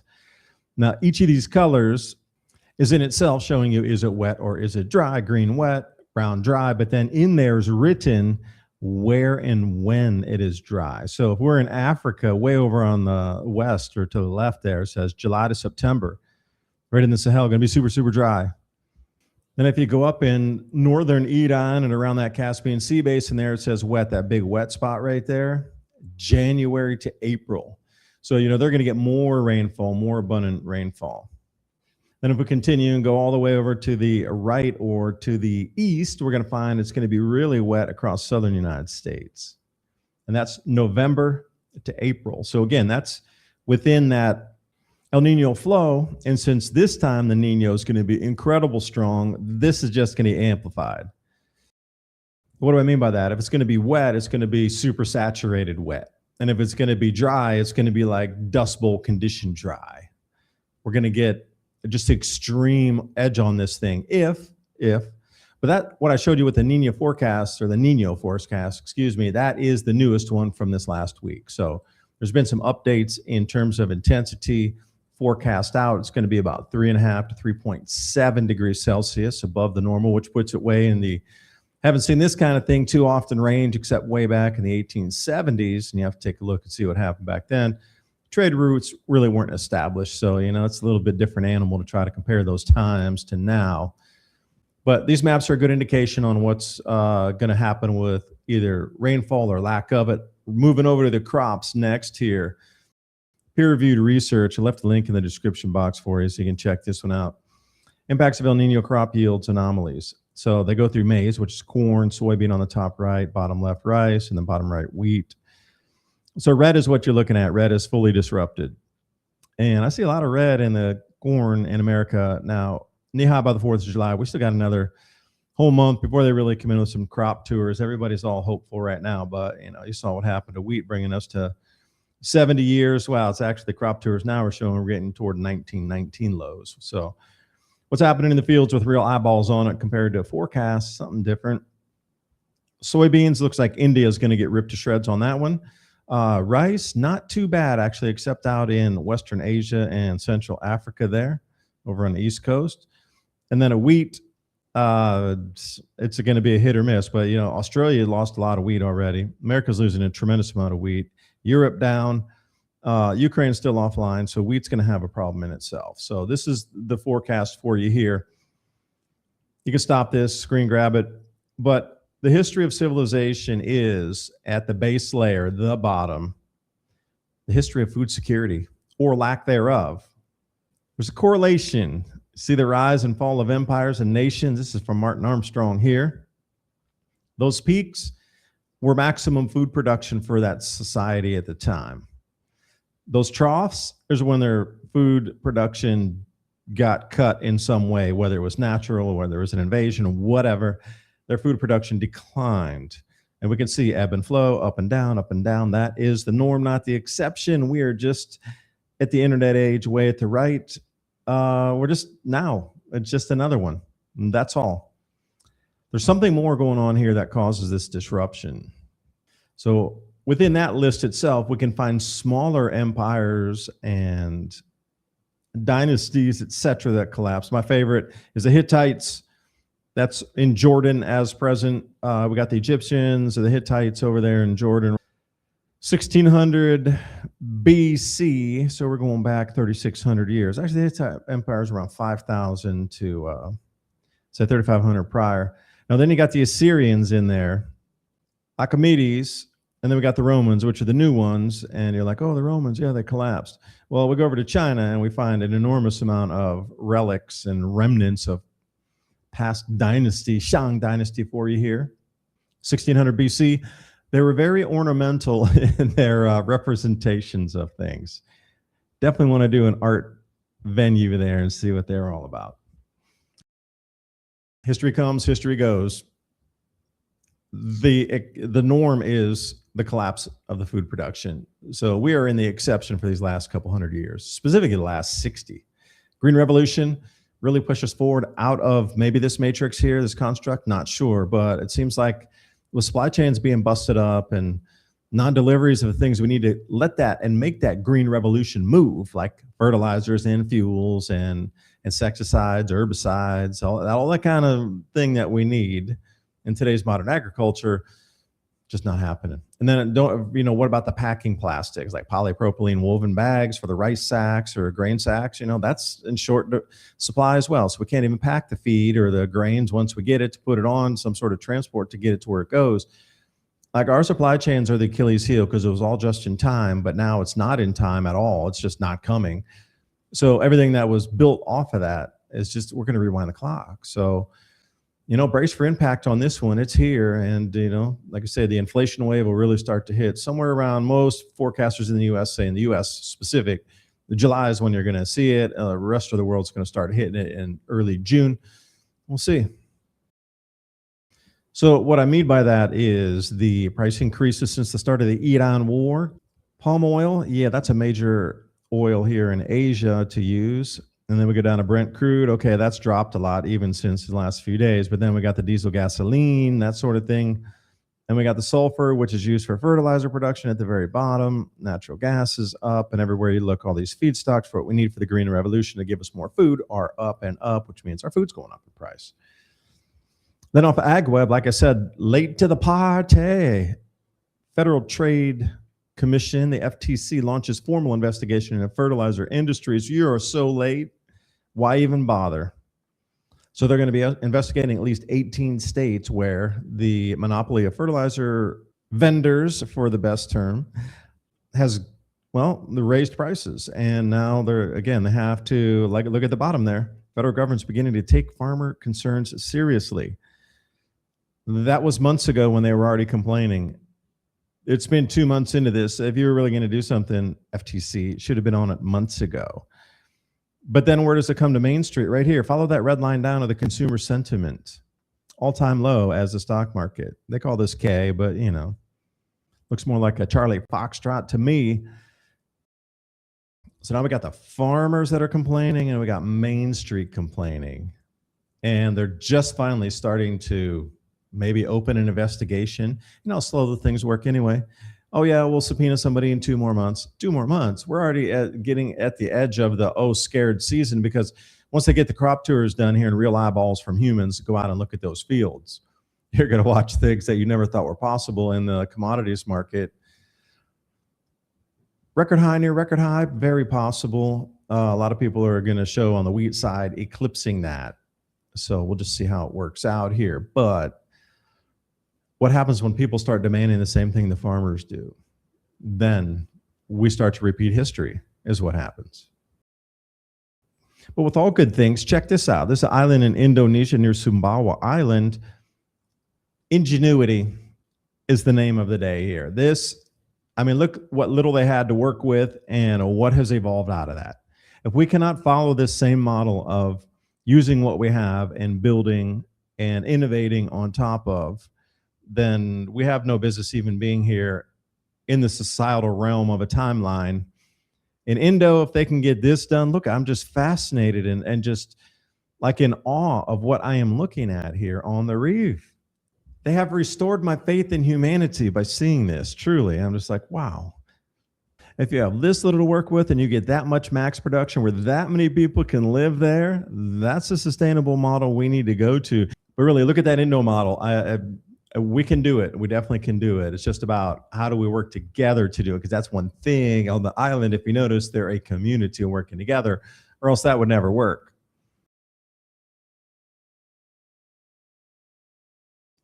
And as advertised, it's going to be the summer of spending more money. So why is it, and what are the excuses given? And how many of these are natural on top of man-made events that are winding into just one ball of twine that can't be untangled? I guess the world's largest ball of twine, and it's in a knot. 25% tariffs now on Brazil, citing unfair trade practices. Proposal marks the latest effort by the administration to rebuild tariff agendas.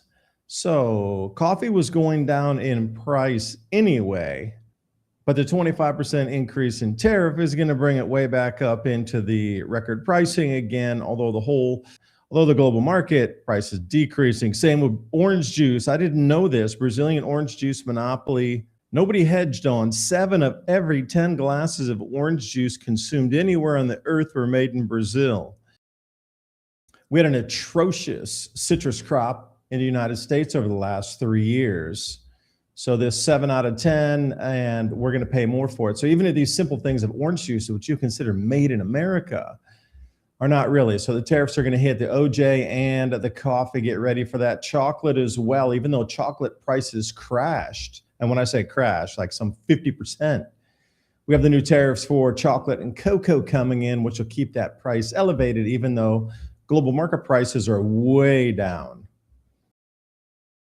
The destruction as well of the crops, bringing you over here to central Italy on the Adriatic Sea. The hail size came down in a huge region. They're still assessing the damage. I'll get that to you in the next day or so. This just came out larger than eggs, about the size of a nice apple at maturity. And this area here called Acona. I'm bringing it back to the 1930s to give you just the moment of zen and how beautiful it would be to sip espresso in outdoor cafes along these streets here.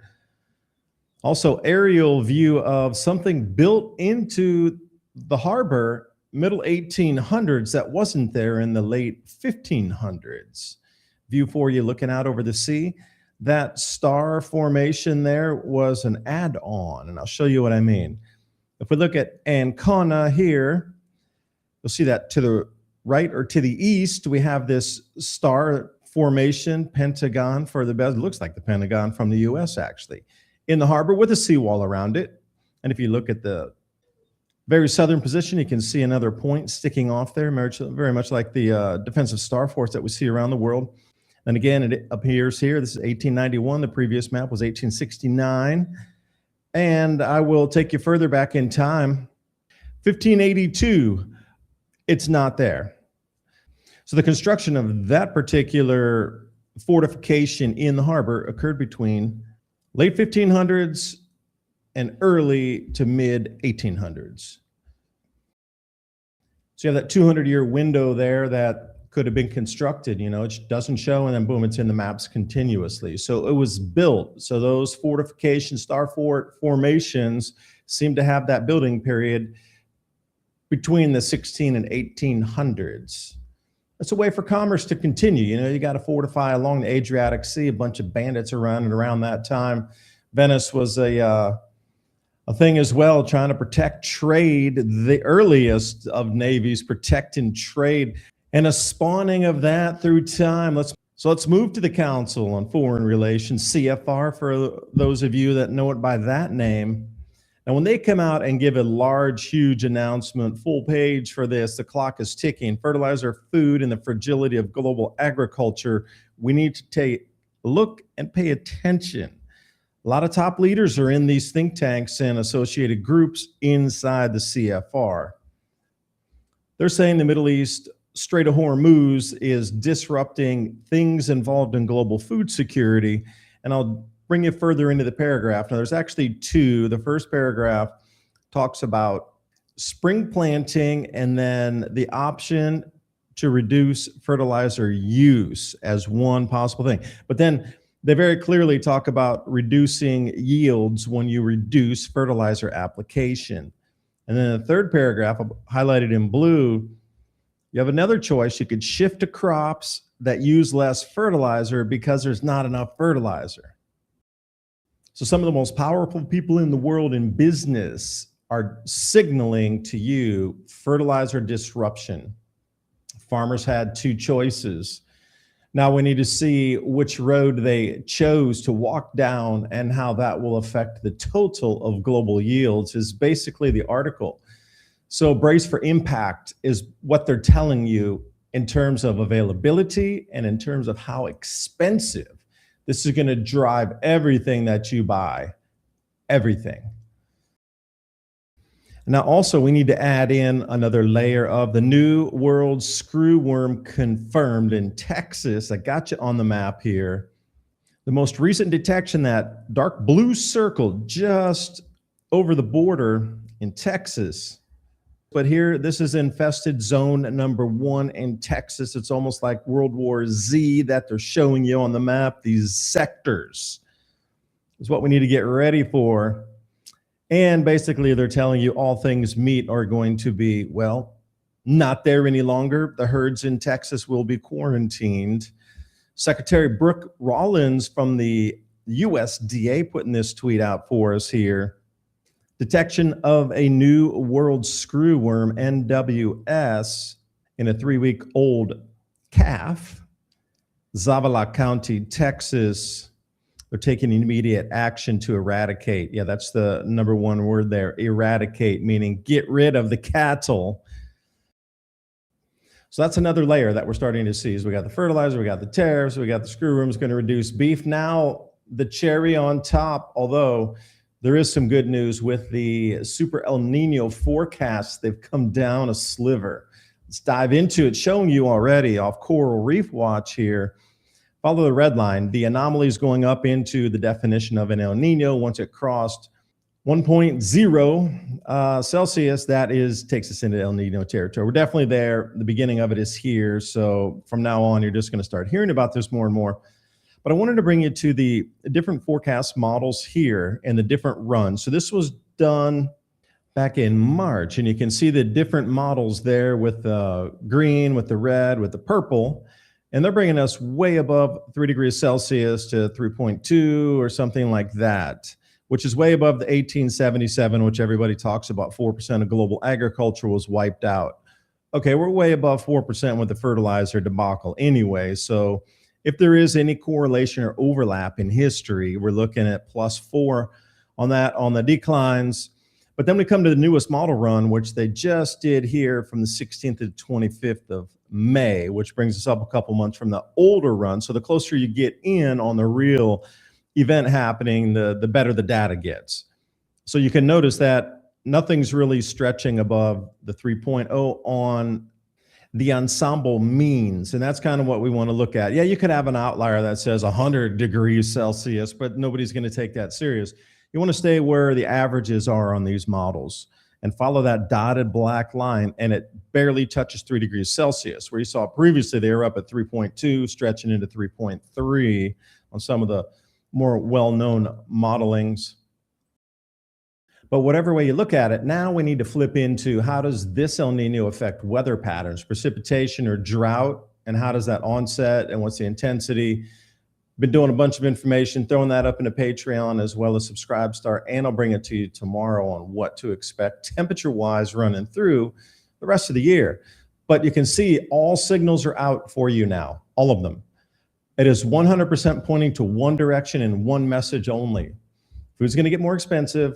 Everything you buy is going to get more expensive. The availability of it's not going to be there, and it's definitely going to cause a huge amount of disruptions wherever that supply chain touches, whether it's animal feed or biodiesel feedstocks or ethanol feedstocks or animal, whatever it is, the foods you consume, the things that go into the supermarket and that whole chain, it's all going to get Well, hectic is probably the best word to use for it. But a good thing to think about here, wholesale urea fertilizer prices have dropped from that $700 a ton spike from $300. Down she goes to pre-Iranian war levels or very close to it. And if we look at the granular urea deliverable any port around the world, down. So this verifies that anywhere in the world you want to buy this now, the price is down. Before there was a little bit of discrepancy on where you could get it, where you couldn't. The prices were higher in some continents than others, but now it seems down, down, down. Everywhere's down. To give you a crystal ball-ish, you want to look in the beginning of the year, January, February, March, April, May, which is planting season Northern Hemisphere, and which countries rely most on that or reliance on fertilizer, which will show the greatest crop declines or crop yield price increases for you at the store. So let's break it down. United States. Yeah, you're looking at the gray bars in the front of the year. Red bars are sort of in the center of the year. I mean, we use fertilizer and we're the second from the right. I just put a box around that for you. Australia, using a lot of fertilizer in May. Like in the beginning in India, they don't use that much in the beginning of the year, so the price increases hitting them were their final field applications at the end of the year last year. Turkey, another one using a lot of fertilizer in the beginning of the year. Thailand also, but when we see Argentina, almost nothing in the beginning. They use it at the end of the year, Southern Hemisphere. Mexico, also going to get smashed. What we're going to look for is at the middle or the end of the year. Prices are coming down, so the producers will have a break for a moment, but then we'll need to add in the drought index in every country. So there's all these different parts for the Rubik's Cube for agriculture. Just because your fertilizer costs less doesn't mean there's going to be enough rain. Everywhere you look, there's disruption, and I can see why the CFR come out and said brace for impact on it because, well, there's nowhere to actually move the pieces in place fast enough to produce. Now, I got another video tomorrow coming. China lost 7% of its wheat crop as of, and anytime the government in China comes out and formally declares something, you're gonna have to do orders of magnitude. So if they formally declare 7% of the Chinese wheat crop gone, it's probably like 21% or 28%. Because that's the thing. Why is there's always a certain release of the news at a certain time for a certain, I should say, response from the public? Like this information I'm talking about today was known 2 months ago when they did crop tours, when the prices for fertilizer, when farmers talked about when they weren't going to plant. It's not just in America. It was in Australia. It was in Europe. It was in China. The exact same thing was happening. So this was already a known variable that was going to drive up the wheat prices. But now, just this week, they started to announce it globally in the newspapers. It's in Reuters, it's in AP, it's over in The Guardian, it's becoming everywhere. Wheat prices are going way up because wheat production is going way down. But why right now the release of the information? Starting with China, wheat production, you're looking over on the right side is where the most effects are. You can see where it says Korea, South Korea there.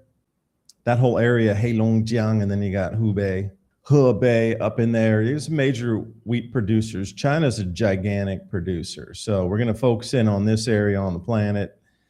The first thing is they're having these massive hail events again and again and again, along with massive rains, which is the reason that the wheat crop is becoming terrible. Can't get in and harvest it, but they've had this grapule. I mean, this is storm after storm after. It's almost like frozen rainstorms that are coming in versus rain or hail. So that's part of the downgrade of the Chinese wheat crop. But then off of Reuters, China harvest rains dent some wheat quality, may spur imports. Let's dive in on the article for you. Heavy rains hitting China's wheat belt and the hail and the dust storms, which I'll come to. But they're about, on that second line, 4.8 to 10 million. I've never seen a 4.8. 10 and plus is what I see.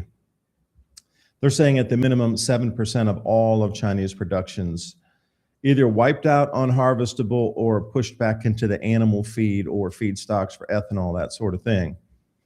You know, and then when you start diving around in different ag media, heavy rains hit China's wheat. You know, that's off of Ag Reports. Well, they do a lot of Europeans. So Good one to look in there. And everybody's talking about this wheat harvest and rains that are responsible for this downgrade in the crop. And there's this overlay here of the super El Nino, or I just call it an El Nino that's building without the media hype. 10 million tons, and they're trying to see, I think they're trying to blend these two ideas to get your consciousness ready for the changes. So as we look here at previous wheat harvests from China in the 2020s, we're going to take a minimum of 10 million tons, and that's officially from China, which you know is way understated. So their average range of harvest from the last 20 years is between 97 million and 140 million metric tons. So we're going to take 10 million metric tons off of that. Now, here are the sandstorms that have been in Heilongjiang all the way down to Hebei. Remember, I reported on the ones out in Xinjiang. It seems to be some sort of atmospheric disturbance that's happening, countrywide over there, and Northern Asia specifically. We also see a lot of these changing wind events, but again, with this super El Nino coming in, you would expect some sort of wind flow disruptions or changes. We're looking out at the QBO near Singapore just changed west, and we're talking about an atmospheric column from 50 millibars to 30 millibars. I'm bringing that in tomorrow's video. The entire atmospheric column shifted a different direction. So if you're having these opposing air masses coming in, this could very well explain why something is happening of this magnitude across all of Asia, specifically North Asia. Now, just a word and a safety warning here. If you come upon a dust storm, generally you want to pull over. But again, not in China. You're just going to keep cruising and trucking through as day turns to night. I got places to go, people to meet, things to do. Yeah, safety first. But again, each his own if you think it's safe to drive through the swirling dust. And having lived and worked in China many a year ago, I am going to absolutely unequivocally state that those numbers that are released from the government, from the CCP, about anything negative are always way understated, way understated. Now, I had lived there and reading, when there was natural disasters that would happen, normally you would multiply by 10 to get the actual number of people affected or something in the news articles at that time. So if we're looking at crop losses, the 10 million tons in my estimation is incredibly low. I would put it somewhere between 20 to 30 million tons, because you can't tell me there's this much disruption off of 7% of a wheat crop in one country on the world, of all these countries that produce wheat. Yet this becomes the world's major news headline about wheat losses, and now we're going into massive catastrophic declines on world wheat production because of 7% off of China. See, something doesn't make sense. The numbers just don't add up unless you're hiding or actually not giving the truth about the numbers. If it's, say, 30 million tons, that makes sense that it's that big of a deal. And reading between the lines is our first official announcements. You're going to watch the numbers creep up week after week, month after month of this one. I kid you not. The messaging is out. El Nino is going to affect something. Wheat harvest down, rice harvest down, everything more expensive. And here you go. They're finally warning us for the summer and the rest of the year. Comes off Ukrainian agro consultant feed over there on X. Global grain production to decline. Market balance remains stable as long as the carryover stocks were correctly reported. Yes, but if those, and we hear inklings of reports being wrong in carryover stocks, then this explains why a lot of people are running for cover at the moment. Global grain production marketing year projected to decline 2%. Now that's total grains, but we can dissect it further into the wheat. So 2026 world cereal production, cereal grains, you can look that term up yourself and see what that includes and who grows it and which parts of the world. Very diversified on that. Going to fall by about 2%. Okay, but last year it expanded by 4.8%. So that's really closer to a 7% turnaround. And again, that 7% was used in the China news article. I found it real interesting those numbers were matched like that. Is that the magic number to make everybody sort of stable at the moment before they slowly continue to decrease the numbers? because then there's more headlines coming out, eye-popping, about Australia expects smallest wheat harvest in 3 years, and I've seen 15 years, and the guys just out in West Australia are talking like the worst in some 50 years, just like in America. So you see it happening everywhere. And then the heat waves. Now they're starting to report on the European declines in crop productions due to, well, abnormal weather during the planting and the first maturation phase and emergence of everything eaten by humans and animals. Australia expecting sharp decline in winter crop production, falling 21%. Let me continue on with more of these headlines. When I went over to Agri News and popped these off, more news. Area under spring wheat in Russia could fall to record lows. Morocco abolishes import duty on wheat from August 1st because they got to cover their buttocks, bring in more wheat so the citizens don't get angry. So they're cutting the taxes on wheat imports. Then Australia, we just covered, down, depending on which region you're in or over there, as to the wheat production. Brazil needs to import record volumes of wheat because their wheat harvest was atrocious. Although they had record corn production, Iraqi farmers of all are actually pushing their production up 5 million tons. That's why they're super angry, because they're like, we're overproducing and you're trying to not pay us enough. So maybe they'll just withhold it from the market. I don't know. And then the EU itself reducing estimates for cereals. Yeah, with all this going on, country after country after country, they're putting it at 2% decline in just overall grain production. But then again, we need to split that out, because corn, king corn, is going to be in that as well. That's not the one that's really affected right now. It's more wheat, barley, sorghum, these type of crops, rice. So why the messaging now is the question. I mean, they're giving warning for, I guess, the world to get ready for this. The world runs on the belly. The calorie is the most important energy unit to measure, not oil, barrels of oil, cubic meters of natural gas. It is calories, always has been since the beginning of time. If we don't have calories, we don't have a civilization. I would say one thing. We're coming up to the first set of crop tours here in about another week. So for the news to be caught so off guard on how atrocious the crops look in the fields, I think they're trying to front run it out a bit now, where they're going to have to stay ahead of crop tours across the world, where people with real eyeballs go out and look in the fields and say, whoa, nobody's talked about this for a month, and we come to this. They're going to downgrade crop again across the planet.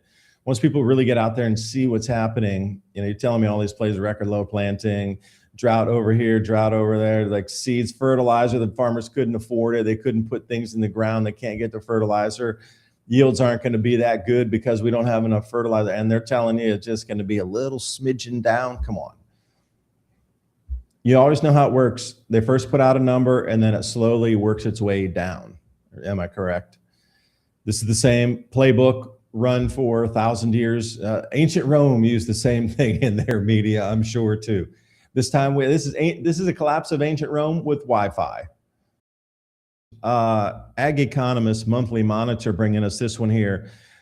They surveyed American farmers, Canadian farmers. What they found is they're going to switch crops. 25% of all of our farmers in North America, and this included some Mexican inputs as well, they are going to switch crops. And shifting by region, that's a real interesting with farm lease lands. So if a farmer can't plant X crop somewhere, they can lease lands in a different place. Now, these are bigger players, obviously. So the lease prices for ag land are definitely going to increase if you understand anything about that genre of farming. And what I find also right at that first gray bar, same acres, lower inputs, they're going to use lower fertilizer, which means lower yields. And this is where we're getting into the feedback loop, and they're going to plant fewer acres. So let's move over to rice for a perfect example of that. Thailand white rice prices gaining back up to the 2008 levels. And they knew there was rice bandits. They put military out in the rice fields to stop people from coming in and harvesting overnight. That was a big thing in Thailand in 2008. The rice bandits came in, and like these farmers grew an entire season's crop, and they would roll up with trucks and harvest overnight in the middle of the dark, and farmer would go out and their entire field's gone. So they stationed military out there in the farming community. I could see something similar happening elsewhere. So American Farm Bureau also, share of farmers unable to afford all the required fertilizer. What's that number one up there? Rice. Yep. So if the rice is not going to be fully mature because the yields are way down because they don't have the fertilizer inputs, that swings us right back into this is a world problem. That's exactly why Thailand's rice prices are going up. They don't have the fertilizer either. So if you look down the list, wheat is sort of in the middle there at 70% are unable to afford. So do you think they've applied all the fertilizer for the wheat crop? I'm going to say no, only 30% did. Simple math on that one. And that's why all these, research institutions and big ag players and agricultural organizations are now coming out and telling you we didn't apply enough fertilizer this year. That's why all these things are going to be slow creep on the price going up, because if you don't have the fertilizer, you just don't have the yields. Now, Thailand's that canary in the coal mine, showing us specifically with rice that matches up specifically with North American growers. So we're going to watch North American rice go to lows. Even though they might have the same acres planted, the yield off of that's going to be incredibly low. So U.S. rice prices are probably going to increase too, which will take away supply off the world market. And everywhere you look, it's just the amount of food available this year is going to be low. And if we don't get this thing fixed out, we're going to be creeping way deep into, I'm already going to say that Southern Hemisphere planting season is going to be a wipeout as well, because the fertilizer hasn't been fixed from the Hormuz Strait. We're still in that, and it's intensifying. If we go through another year of planting in Northern Hemisphere, we can't get what we need to get those crops in the ground and feed those plants. There's no way we're gonna pull out of the carry stock so heavy this year that there's not going to be much left, but going to be what we grow is what we get. So this is already a distant early warning, and this has happened in history repeatedly, again and again and again.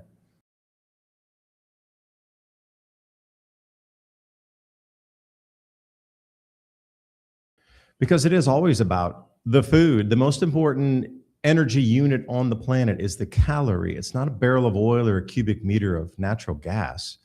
It's the calorie. Not enough calories, you don't have people functional. So everything else that builds upon the functionality of humans is not necessary because they're not functional and not using resources. So it all boils back down. No food, no civilization. A reduction in food, reduction in economy, civilization, productivity, and everything else that goes along with it. We're in the collapsing. Now, I shouldn't say the collapse. It's more of the reversion back to base state again. So where does that take us? First, let's talk about the ticks. A lot of people are going to be outside planting, wild harvesting, foraging, whatever you're going to be doing out more natural in the summer. Let's take a look how to use duct tape to catch ticks. Wrap it around your lower pant leg, central pant leg, up near your waist, backwards, of course. And the ticks, as they walk up, they should stick to your clothing. So here it is in action. Somebody just has it at the pant leg because we have ticks in East Tennessee. They're pretty heavy now. And as you can see, as they walk up your clothing, and you probably want to have it in multiple spots around the arms too, because ticks come in anywhere. But why would I bring that up? Because, well, when plagues come, either it's mice, locusts, ticks, whatever, civilization has a difficult time growing food. This painting here, Marcus Aurelius, the Meditations from 1733. This was a formerly thriving, unbelievably mature and advanced society. And then, well, there's trees growing out of the tops of the structures. Something significant happened to destroy this place. It never came back, at least in this current painting iteration, because, well, I'm going to say lack of food. People left, and there are just a few stragglers around. But what do you think their quality of life is compared to what it was when it was fully functional? That's what I'm talking about. We're not going to go to zero. It's just going to revert back to, well, base state operation. This painting is a perfect example. If we go back to something like this, yeah, the buildings are still around. There's not so many functional people around. Things are just in a state of, well, disrepair, non-use, and could be rebuilt in the future. But it's going to take a lot more calories and a lot more people to do such a thing. So as the expansion, we are now into the contraction, all based on calories or lack thereof. And it's easy to forecast out. This never-ending grinding inflation wave is going to strip generational wealth. People are going to do anything because they're hungry. They're going to feed their families and do anything to feed their families because they're hungry. And let's take a look at how hungry we're going to get. And then at the end, what the possibilities of you jumping through what hoop to get your food. The Godzilla Nino. Well, this is supposed to be the largest since the 1870s. Some say 1833, 1877, somewhere in the middle 1800s, let's say. 3 to 4% of the world's population perished, but we do have better supply chain systems now. We have a lot better interconnectivity, the green revolution, and we can forecast a lot more things out in a different fashion. But your El Nino forecast scenario here, baseline is 2.7 sea rise. All natural wind pattern flow could be because of the depleting magnetic fields causing different, wind flow patterns in our upper atmosphere that are driving this down onto surface water. But we will see. Some of the forecasts put it above 3C, which would be that earlier 1800. Anyway, where we go, it's going to be significant. It is going to move precipitation patterns. Now, the food versus fuel chart, super, super important on this one. Fuel runs first, then food follows, because there's a delay in the planting and the harvesting and all those things included in transportation. So there's a lag on that, and we're going to see it. Now, what is forecast is $7 diesel. That's if we follow the yellow line, the food's going to be going up significantly. So how close are we getting? This is the end of April, just a couple weeks ago. And $4.30, and then it's $4.54, and today it's somewhere around $4.60, and diesel's well into the $5.50 range right now. So it does look like we might be getting toward the $7 range because nothing's been resolved in the Iran issue.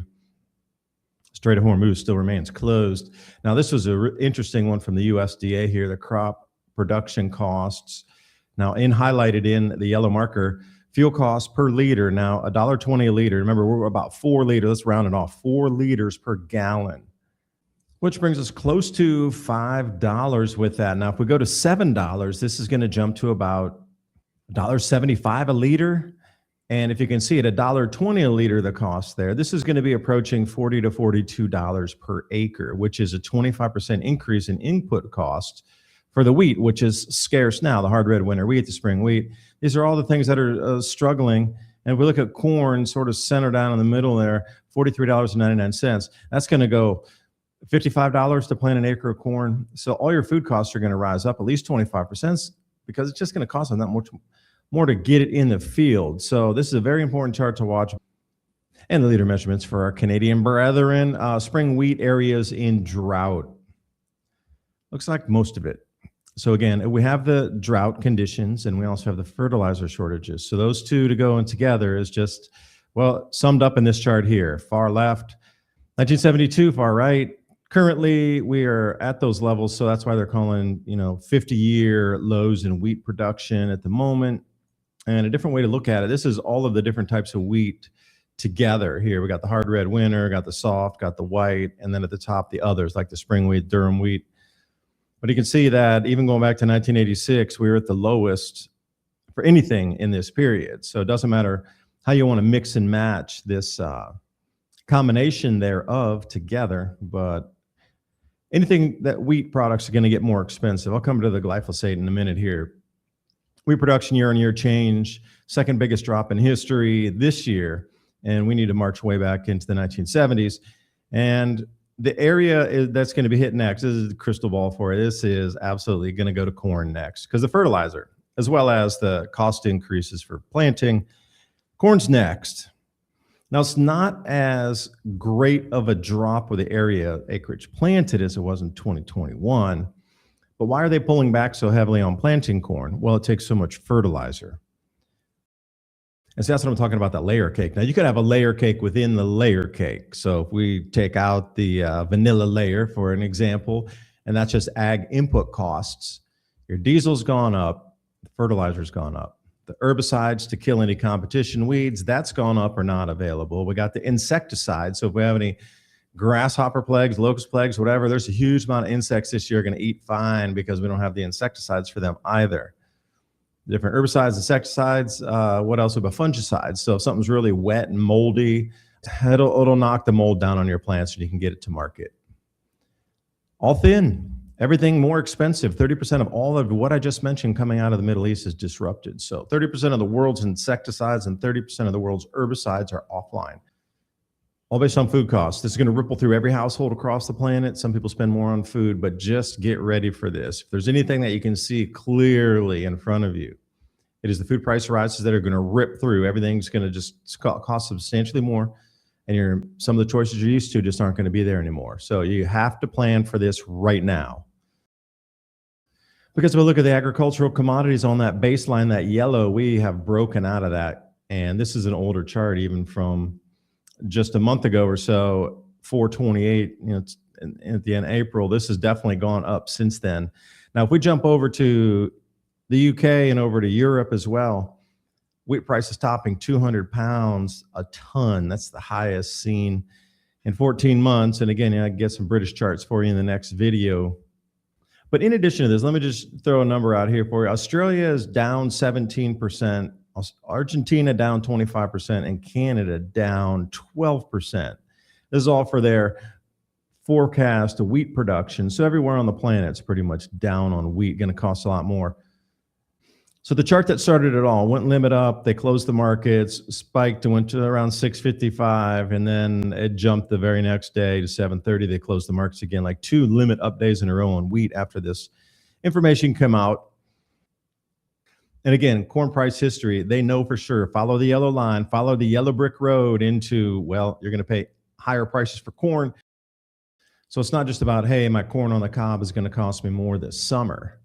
Think about everything involved in corn syrup, that's a food product. Ethanols, which are going to get blended into the gasolines, which a lot of people are complaining that their mileage for their cars is not really what it used to be. So I think, just personally, based on anecdotal evidence of watching all these people explain that they used to get this many miles per tank, and now they're getting 5% less, 10% less. That just means there's more ethanol in the blend. Whether legally they're telling you or not, just watch. There's a huge thousands, millions of videos out there of people complaining about how they're not getting the mileage that they used to. And the only possible way that could be happening is there's more ethanol included in the gasoline blends than is actually labeled on the label. But again, that could be a whole different video in itself. And I encourage you to do the research on that.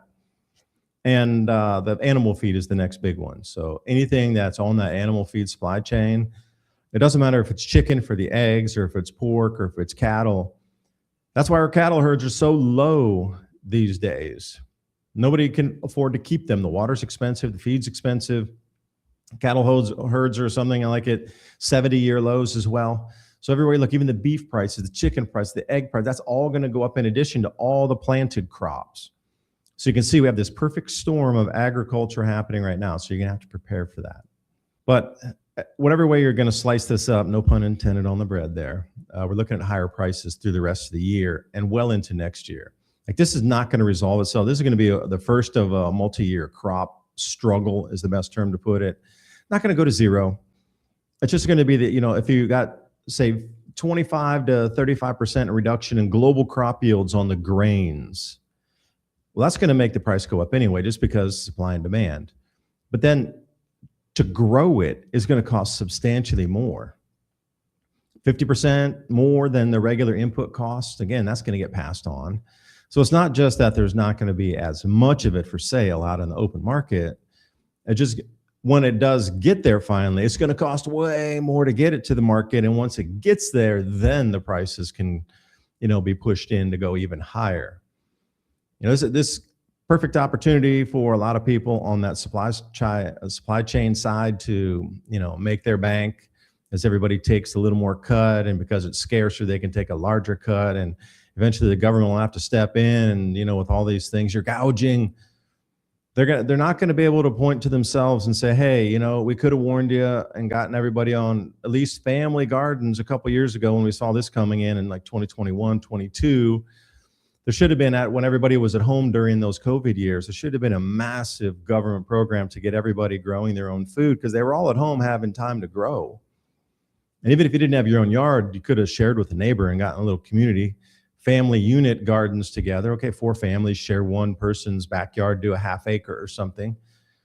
That should have been priority number 1, but it wasn't. And now we sit here at the precipice of everybody paying incredibly more for food, not availability.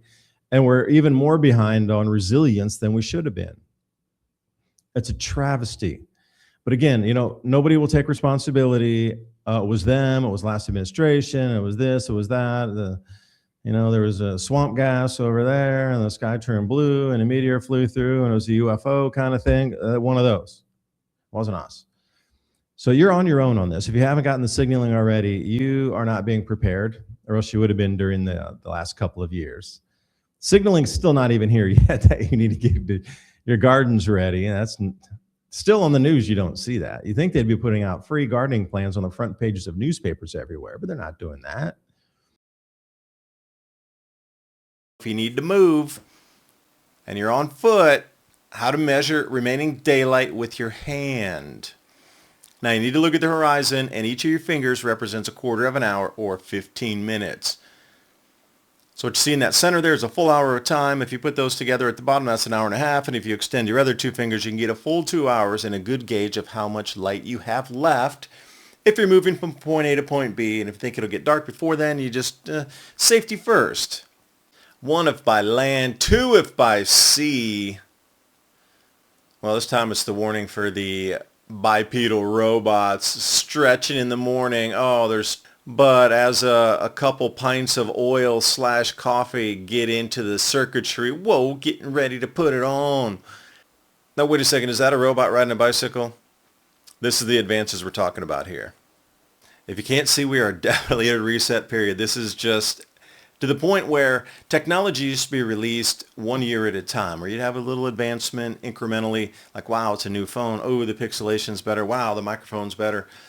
But now it seems they're jumping like on 5-year increments, because something so complex as learning, AI and all these different algorithms and the different technology platforms that we can use to create videos, images, etc. Once you learn that, whoosh, then they jump something out that's a 5-year jump. Because their recollection, or at least the consensus is, 50 years ahead is where our technology really is, compared to what we're seeing out here on the street or in the advertisements or available for our general fingertips. Military and industry is 50 years ahead of where we are. So the overwhelm is now this technology jumping so fast that complex tasks that took a whole year to learn are null and void after the next release because you jumped 5 years, versus being able to kind of roll and continue learning from that same platform year after. Now it's 5 years. We're seeing the same thing with these bipedal robots here. Went from being on wires to riding bikes. This is the replacement. It's here. And you always have to ask, why right now? What's changed in the heavens? What's changed with our sun? What's changed with the Earth's magnetic field that everybody is in such a rush at these power levels at the top that they need to implement something almost instantaneously, and is disrupting. It's not smooth at all. But why now? Asian headline of the week: Indonesia's new export rules may disrupt global palm oil trade. That's like saying soybean oil trade disrupted. Now, Indonesia's decided to nationalize food, oil, coal, and ferrous metals coming out of the ground, all going to be state controlled, running through a sovereign wealth fund. So one of their first moves that's going to be causing some disruption is cracking down on illegal oil palm plantations. They've confiscated 4.12 million hectares, which is a little over 9 million acres. And they've given it to state-owned Agranas Palma. And that falls into the greater plan to nationalize all palm oil. Now, it's not just going to be metals and coal and palm oil. Eventually, it is going to be the fisheries as well. Now, the transactions in that second paragraph there, they're all going to be overseen by PT Danatara, which is a sovereign wealth fund. And along the same veins, copper breaking into uncharted territory, monthly highest close ever above $6, meaning every electronic thing you buy is going to get more expensive. Looking at the plates on the rails here, anything metal coming out of Indonesia now is going to be, well, more tightly controlled as we run into record pricing with copper. And if you think this chart looks like it's up and up, this forecast of above $6 is forecast to go to around $14 per pound, well over doubling this chart here. They'll have to put new bands in it. But jumping back to Danatara, also known as Badan Pengelola, in control of $900 billion of Indonesian assets and natural resources. So I'm giving you the chart here, top 10 sovereign wealth funds, meaning a country that has their own investment program for the country, and they basically nationalize part of their resources, take that profit or monies and put it in and control it through this fund here. This is a way to track, trace everything in the new world. So going down to number 7 on the list, in Asia, you will see that. Now notice the largest regions of the sovereign wealth funds: Asia, Asia, Middle East, Middle East, Asia, Asia, Middle East, Middle East, Asia. Shows you where we are not. And at the same time, on top of this, they're going to be bringing Indonesia in as the regional hub for AI technology. So they will have a roadmap white paper for this, how it's going to unfold. They're into the public consultation now, but the biggest thing is the digitization and tokenization of all assets in Indonesia through artificial intelligence. And you might think that's impossible, but it was thought impossible in China as well. But everybody's got the smartphones. Nobody uses cash anymore. That was a 10-year turnaround.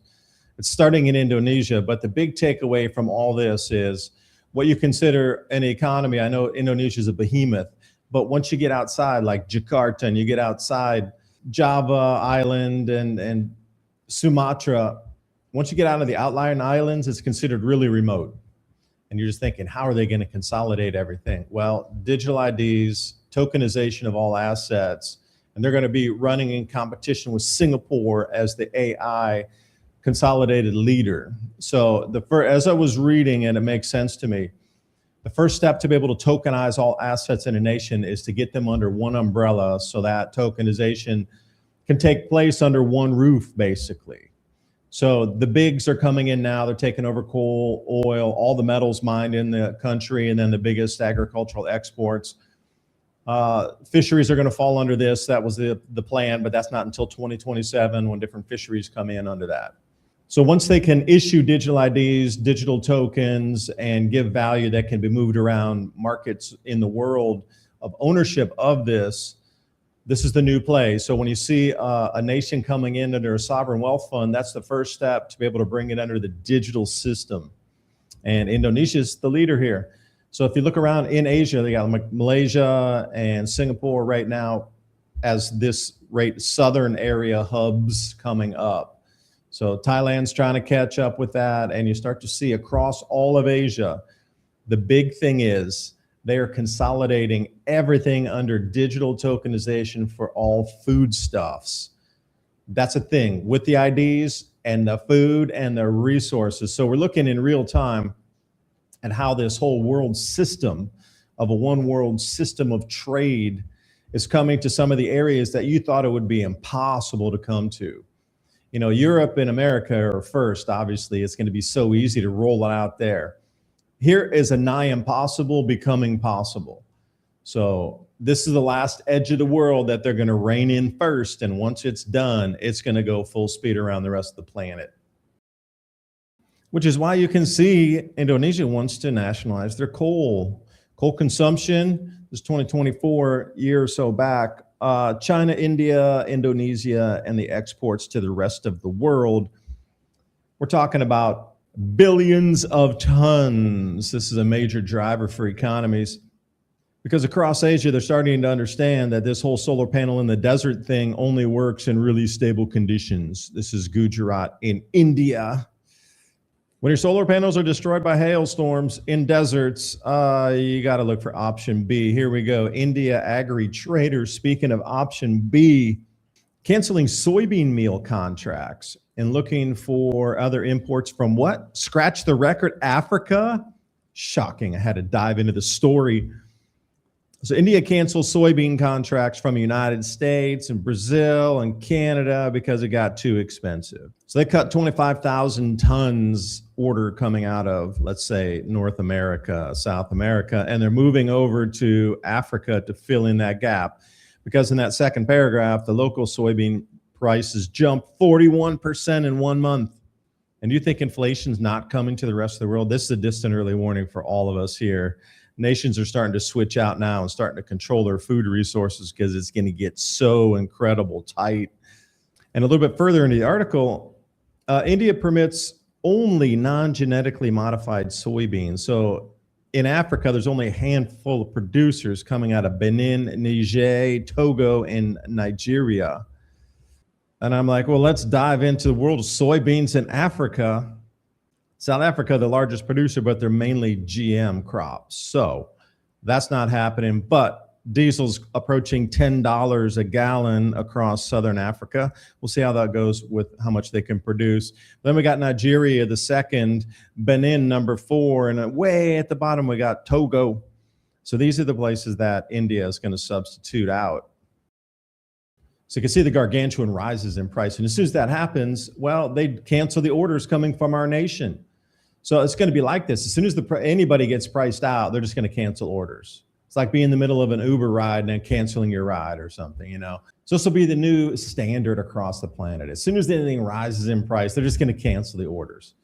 Now that's a lot, 25,000 metric tons. I mean, that's somebody's full revenue for a year of that one order if they were able to get it, or multiple smaller companies being able to facilitate that. It's got to be non-GMO. There's not that many big players around in these countries that are fulfilling non-GMO soybean orders. Everything on the agribiz side in America is pretty much GM. So there's some smaller niche farmers that are filling that need. And, for them, that much of a cancellation on order, that's a lot. So we're going to see this movement all around of where's the cheapest price? Where's the cheapest price? Well, at some point, it's not going to be a price and they're not going to be able to get it. So then what? Because if the biggest nation, India is just a gigantic nation, well over 1 billion people, more than China, most populous nation on the planet. And they're canceling orders of soybean because the price rises. Yeah, we've come into, we've jumped the shark on this one. And it's just going to be the rest of the world moving forward like this. So get ready as things get pricey. This entire trade network that we used to have, a just-in-time delivery, is not going to function the way it did. There's going to be disruptions, going to be shortages, going to be massive price spikes. Whoever pays the most is going to get it. It's going to go way beyond what we do for regular pricing right now. We're going to restructure everything that's done. It's going to be tokenized across and along the way as well. Now, added to this, increasing rice prices, and I'd done a whole thing using AI back in 2023 saying rice prices are going to go way up because of the shortages. I'm in on the wheat doing that for the Patreon channel right now. I'll get that out later today. But if you go back to 2023, right in January, February, I was calling it using AI. I just ran through the news and say, hey, where's all the rice crop losses? And it just gave me a huge list and prices went up. We're seeing it again. So rice price is going to be going up along with the palm oil. That affects Asia so tremendously. You have no idea how much of that is consumed out here and in the Middle East. But the global food price index overall, not at the highest it was in 2022, but it is starting to head north again. Latest ones from the FAO putting it up about 3% from this last reading that they have. Charts to be announced. Diesel prices, like I say, diesel prices down in Africa around $10 a gallon. Here in the United States, we're looking at around 6. That's going to keep going up until we get this Middle Eastern thing figured out. And how does it all attach to us? Well, average annual wage increases 1994 to 2024. That really hasn't moved much since then, if anything, down a little bit. So I'll use this as our baseline. Where are you on this chart? Because Spain, Italy, and Japan and Morocco have gone down. So the purchasing power for increasing food prices is not there.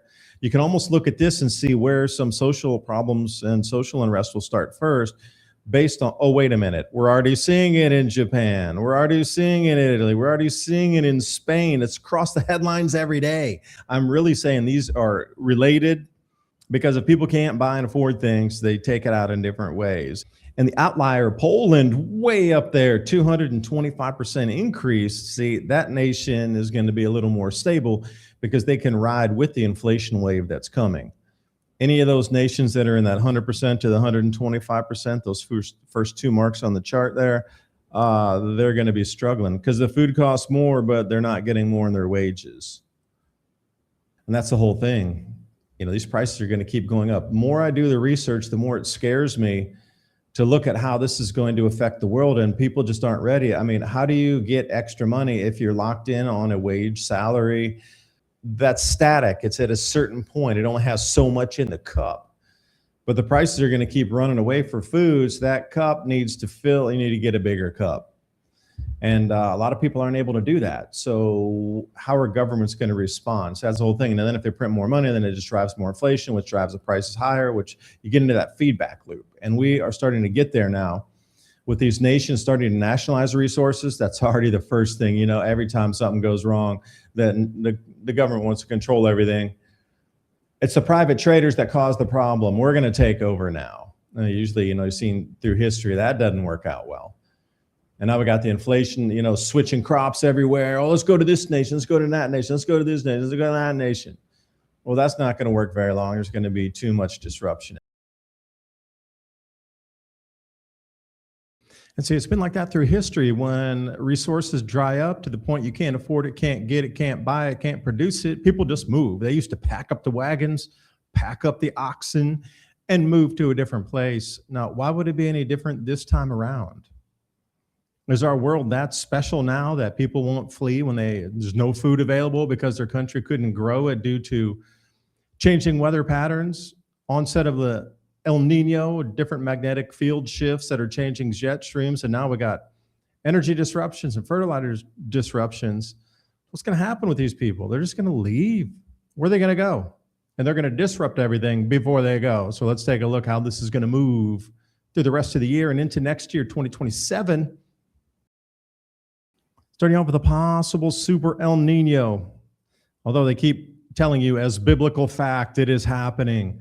And notice across the world that this is making the news headlines. Now, normally weather events and this kind of thing, they don't make the news. This is a special set of circumstances. They're warning you something significant is coming.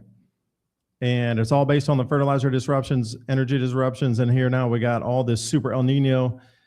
And the forecast, as you see, the average is 2.7. Some of it's up around 3.4. The numbers seem to be in agreement, somewhere around 3C, and this is a very significant event. And then suddenly the new temperature anomalies are surfacing, but this is showing 6 degrees Celsius, which is far above what was predicted for, and you saw those previous charts.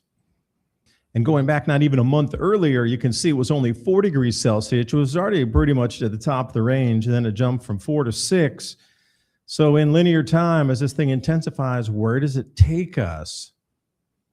So the April sea surface temperatures at the very top, 2026. Now again, the measurements of what they had in 1982 for sea surface temperatures are quite different.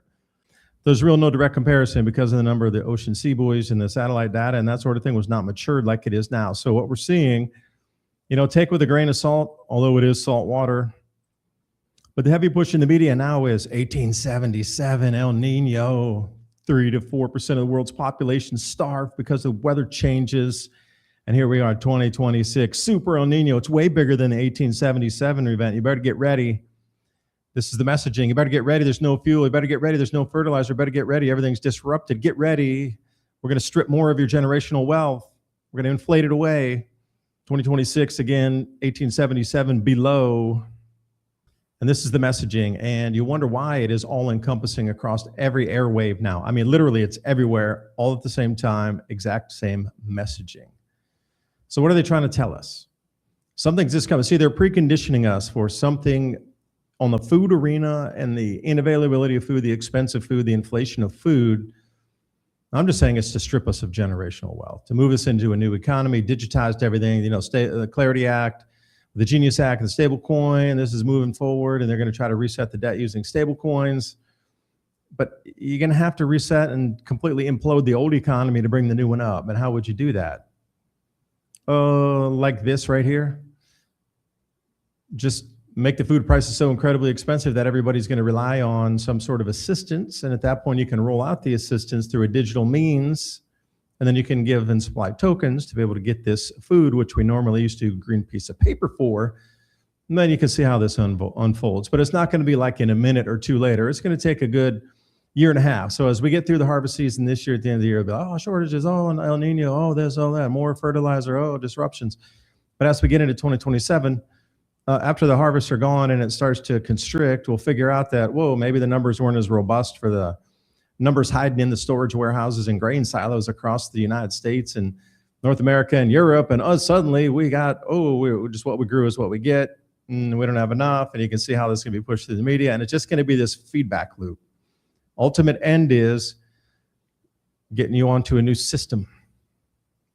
Modern military dominance comes down to one thing: what's in the supply chain. And right now there's a critical gap that Washington is spending billions to close. Something the U.S. hasn't mined in nearly a decade: tungsten.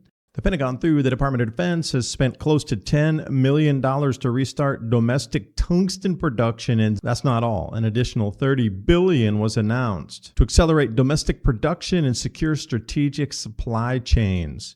This is where Vault Strategic Mining comes into play, trading under KNOX in Canada and KNXFF in the United States. Vault is built around a specific operating model. They acquire historic mines and use modern exploration techniques to maximize value. With a proven historic mine that operated under a defense minerals exploration contract around World War II, Vault aren't exploring for tungsten, they're revitalizing tungsten. Prices have been climbing as governments and manufacturers race to secure reliable Western supply chains outside of China, which still dominates the global market. Vault's flagship project is located in one of North America's most historically productive tungsten belts, a region the USGS estimates could hold around 168,000 tons of tungsten oxide in the ground. Today's prices, that equates to potential in situ value of roughly $30 to $50 billion, and Vault is positioned right in the middle of it. In less than 12 months, the United States has taken 5 major actions to rebuild critical mineral supply chains, including Executive Order 14231, Project Vault. The reason's simple: America's defense supply chains depend on tungsten, and the U.S. no longer mines it commercially. The Pentagon is actively funding domestic supply chains for that exact tungsten that Vault has in the ground. And thank you for Vault Strategic Mining Corporation for sponsoring today's video. You can get their latest presentation here on their website, vault-presentation.com/adapt-2030, or click on that link in the description box below. We talk about beef inflation, cattle herds at the lowest pretty much ever in the United States. I mean, you can't say ever because, as the settlers were moving out west, I mean, you can't really compare that time with this time. But traditional cattle ranching, we're down at somewhere around 80 to 90-year lows. So there's an activist that was talking, this is in England, and they were saying, hey, you guys are producing too many cows, cattle ranching here, and with sheep and whatnot, you're using too much water. And there's the activist was actually yelling at somebody in the farm field. And then the farmer's like, where's the water come from? And then they were like, what? What do you mean? It comes from the river, dude. You guys are using too much river water. And the farmer looks at him and goes, no, it comes from the sky first, which is exactly right. And the disruption in the flows of rainfall disrupt everything else, from cattle production to wheat, corn production. And then also, where's all this water going? There's now a tri-use for it. You got data centers, got the cities, and then we got just people living outside in rural countryside. And then we got agriculture that needs it too. Humans, electrical consciousness needs it, and then farmers need it too. So where the water comes from, and it's going to be much more strictly controlled because there'll be more use of, well, I shouldn't say less. It's going to be the same amount, but it's going to be pulled in different directions.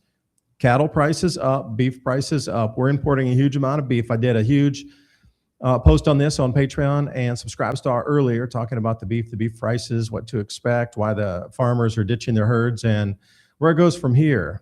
But it's just, in a nutshell, up. So that's everything we're buying is getting more expensive food-wise. You're going to have to protect yourself against that.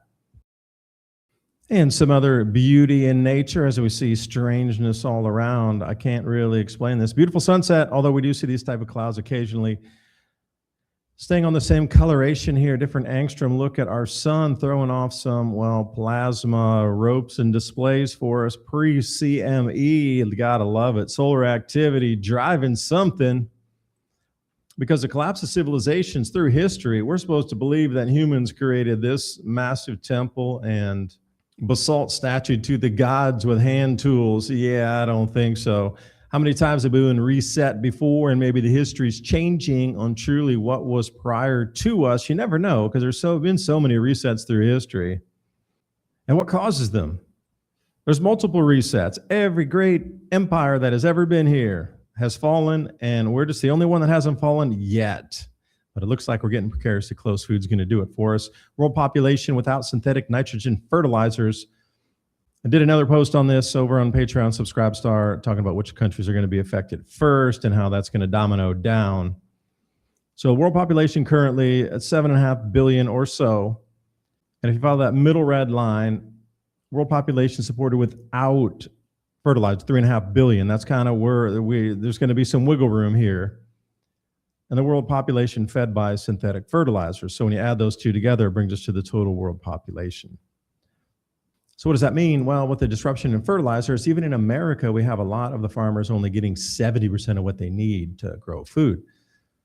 So this brings us to a real conundrum here. If these very wealthy nations can't secure their fertilizer supplies, then what's happening in these really poor countries that just get it right at the minute they're going to plant, because that's all they can afford right then? There's no farm financing. They're not getting things 6 months out.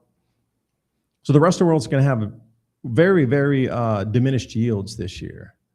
We're scraping by at just 50-year lows in wheat. Now it's 55-year low in wheat production due to the droughts. And this is in America and the bread basket, all the way stretching way up Saskatchewan, whatever, up in Canada. Alberta wheat's crushed. You're looking all the way across the planet. Everything looks very low this year for yields.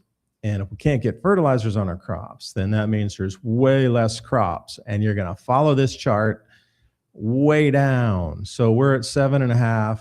Carrying capacity is 3.5. Houston, we have a problem. And the food self-sufficiency by country, any of those reds or very dark oranges, yeah, those are going to experience this first. Now, remember the Egyptian bread riots. That was just because the price of the wheat wasn't subsidized by the government anymore. I mean, we look at this time and time again, all these different countries that go off into just complete chaotic meltdowns when they can't get food. So this is your target list here first. It's pretty easy to look at. Mongolia, I was surprised in Central Asia there, sandwiched between China and Russia. China, major grain producer, Russia, major grain producer, but sandwiched in the middle, you got nothing. That's almost insane to even think that's possible. So this is your geographical reference list on where you do not want to be right now through the next year and a half, anywhere that's really dark red there or dark orange. The lighter sort of peach colors coming into the sort of pumpkin colors, like United States at a 4 there. Brazil at a 5, a little bit more resilient. These are the countries you're going to want to focus on because they're going to be able to produce food when a lot of other places are not. Because with the food comes then the fertilizer and then the energy. So that all wraps into one nice tight package. Now, the loss of oil supplies in 2026 is the biggest since 1973. Now, I would like to look at some World War II figures because we cut off Japan's oil back in Indonesia, and that's what caused them to come attack Pearl Harbor and then the whole thing. And, the entire world was in its infancy of oil production then anyway. So it'd be a nice comparison to look World War I and World War II to see what the disruption was compared to what we're seeing here. They like to keep you on very tight timelines, but what is coming directly at us is this angry beast right here. I'm trying to sum it up truly the way this thing is charging at us. And it wouldn't be one, but it would be dozens of these bison angry and coming your way. We're gonna have to get ready for this. It's not getting ready, it's here. It's just like you're gonna have to, move through the chaos now. So do you have a plan? Do you buy in bulk for your family? I mean, do you grow your own food? Do you go buy from your farmers directly? I mean, hopefully, I've been talking about this for a couple of years now. 2 years ago, I was saying you need to go start knowing your farmer right now to get secure on those meat supplies. Buy a whole beef or a half beef, quarter beef, split it with some neighbors or something, but start getting off to your farmers and continuously buying from them on the large side of things. Like get 1,000, 1,200 pound beef, cow, and then have it butchered and then have it packed and go through that whole process of knowing what the whole live weight is and what the hanging weight is and what the processing cost is per pound, just so you're in that whole arena so you can talk smartly about it, interact with the farmers and get on their list because they remember you the next time you came back. Second, third time, they remember you weren't going to come back this time and go, hey, I need beef. Should have gotten it with your farmers by now. If you didn't, you need to race out there this weekend and go knock on their doors and say, hey, I understand it's my first time. Do you have anything for sale on the meat side that's a live animal that I can buy? And then we can get it, butchered and packed. And, I got some friends with it and we'll take a whole animal and just see what they have. They might have lamb. They might have some sort of pigs, hogs. They might have different types of cattle you can choose from. Angus obviously is going to be your top range for that. But you got some Holsteins and stuff. They got all types of things for sale. These farmers are getting rid of their herds. It's getting expensive to hold on to them. So it's going to be probably the easiest to get a whole beef or, a half of a cow split amongst somebody else. Like if you go to a butcher's, maybe you don't want a whole cow, whole beef, and then somebody else wants half and you want half, and that's great because then you can split a whole animal up and then they'll, walk through the process of getting it packed and filling out your cut sheet and all that good stuff. You're going to need to do this now because I mark my words, another 2 months when we come into midsummer, you're not going to be able to get there anymore. They're just going to tell you, nope, we don't have any space. No room, butcher's full, we don't know who you are, and everything's gone anyway. So please get out there right quick, as they say in the South, and go visit your farmer, see what they have, because that's really going to save your life. And when a beef price is already ridiculous expensive, like if you're going out to get a whole beef or a half beef from a farmer, you'd be shocked how cheap it is comparatively to buying cuts in the supermarket. You're going to need to load your freezer up. You might need to buy a new freezer. Big whoop, $300. Go get a freezer. You can pack a bunch of stuff in it, and believe me, it's the cheapest you'll ever buy it. The freezer is probably going to be the same price for the next few years, but the food that you can put in that freezer, and make sure it's a stand-up freezer, you get those, you can see everything that's in the shelves then at that point. Just a FYI, if you're going to buy a freezer, definitely get a stand-up, shelf freezer so you can see it, what's in there. Because if you get those chest freezers, man, stuff gets to the bottom. It's like Davy Jones' locker. It's never coming out of the bottom of that thing. So appreciate you watching. I go more into detail on things like this, mostly written posts with these slides that I explain in greater depth over on Patreon and Subscribestar. You can hit me up over there. Links in the description box below. You knew this was going to be one of the steps in the playbook, resource nationalism for all food commodities. It's happening in Asia and over into the Middle East, India right now. So it's going to continue to roll up the value chain as we get into countries that need to protect their governments from citizens rioting because of food prices going too high. So those markets that used to get food exports from Asian and Eurasian nations are going to be cut off now to an extent. So how's that going to affect all of us moving forward? This is the beginning of the next step of the playbook. And when I started diving into this last week, India and Indonesia were the first couple of countries that were, signaling this is going to be happening. So I wanted to walk through if they do indeed stop exports and nationalize all resources, and then we see Thailand coming into it now.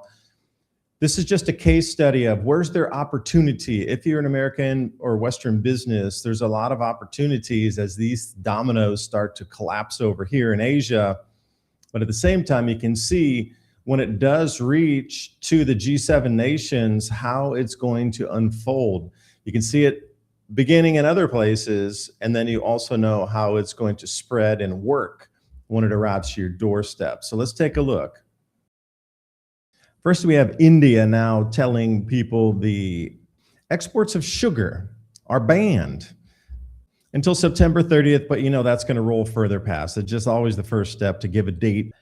You can see India already concerned about raw sugar. This is the lowest, like sugar, really? You'd be more concerned about rice or wheat or something on this level, but sugar, okay. Down in the second paragraph, they're predicted around 27.9 million tons. But here's the thing, opening stocks, those are called carryover stocks. This is the most important thing that you and I need to look at in terms of what USDA has up in our silos for wheat carryover as well. Is it true or is it not? So India says they had 5 million tons from last year. So they're predicting 27.9 million tons. So then you'll get that total of over 30 million tons for this year's production. They think it's not going to really be enough, so they're going to start holding it in the country because prices are going to start rising if they don't. So if you're getting sugar from India, that is now cut off. So if you're a US supplier, you can find those niches where India used to supply to and dive in and see if you can become their supplier if you're able to get it over in a reasonable price and a reasonable time frame compared to those that would import it from India. So I'm saying when things get cut off, there's going to be an opportunity for others that can fill the niche and supply these cutoffs. Because I assure you, somewhere else in the world, there's a glut of sugar. Can you get it from that place where it's overabundant to places that are really needed when India just now cut off the pipes of sugar moving across other parts of the world? And another case in point, how do these backflows start as well? So Malaysia also exports seafood, major exporter. So there's some push and pull of Malaysia produces different types of shrimp that Thailand doesn't, and vice versa. But what's happened is Malaysia's markets, which used to go over to the Middle East, well, those are cut off now. They can't get those supplies, the shrimp specifically, into the Middle East. So they have a glut of shrimp in Malaysia. And Thailand still wants to sell its shrimp into Malaysia. And Malaysia's like, we're going to stop any imports because now we got too much. And we're going to kill our own farmers if we bring in more shrimp. Then the local farmers that are on the domestic raised shrimp, we're just going to outprice them and put them into bankruptcy. So Thailand exports shrimp no more into Malaysia. So you can see how this works suddenly. You got sea bass and 5 different types of shrimp that they said, no. But another thing, this is a sub-level to this, which again comes into the whole tokenization aspect of everything. They got to get on a guaranteed quality standard for import fishery products across the board of one standard of standardization for the entire planet. The crossover to get everybody ready to the World Trade Organization and the tokenization of everything ongoing, including fisheries. So the restriction focused on these specific types of shrimp here. So if you're an American importer and you're having trouble finding this type of shrimp, brown tiger shrimp, banana prawns, white leg shrimps, giant tiger prawn, blue shrimps, you'll see in that very bottom paragraph, forcing farmers and exporters to urgently divert products to other alternative markets. Again, there's an opportunity if you are in the fisheries business. Here's a whole new supply for you that's going to go at below market value. They need to get rid of it. They need to keep their farmers afloat too. So this is the whole thing about economics. There was all these trade deals of, okay, this country grows this type of shrimp for export, but it wasn't like the local consumed shrimp because the local consumed shrimp, maybe they like the brown tiger shrimp in Malaysia more than they do the local, pink shrimps or whatever that are for export out to Middle East, and then they'll import what they want to export. We find the same thing with different types of crude. You got this heavy sour crude, you got the light crude. Oh, we can't use that. We don't want it. We're going to export it, but we're going to import oil. You get this whole mismatch of why don't you just use what you got in the country? Oh, wait, over the last 70 years of everybody getting trade deals, you got to realize every single transaction, there's money that's paid in fees. So the more trade deals there are, the more fees are generated. Why do you think there's so much of this trade going on that's unnecessary? And of course, nobody's happy about it. So Thailand over to the World Trade Organization say, you can't ban our shrimp. They're like, yeah, we can. We got to protect our own farmers. Maybe we'll get some of your rice. Okay, here we are. Break bulk cargo here. This is how they ship the rice out of Thailand. Anybody interested that direction?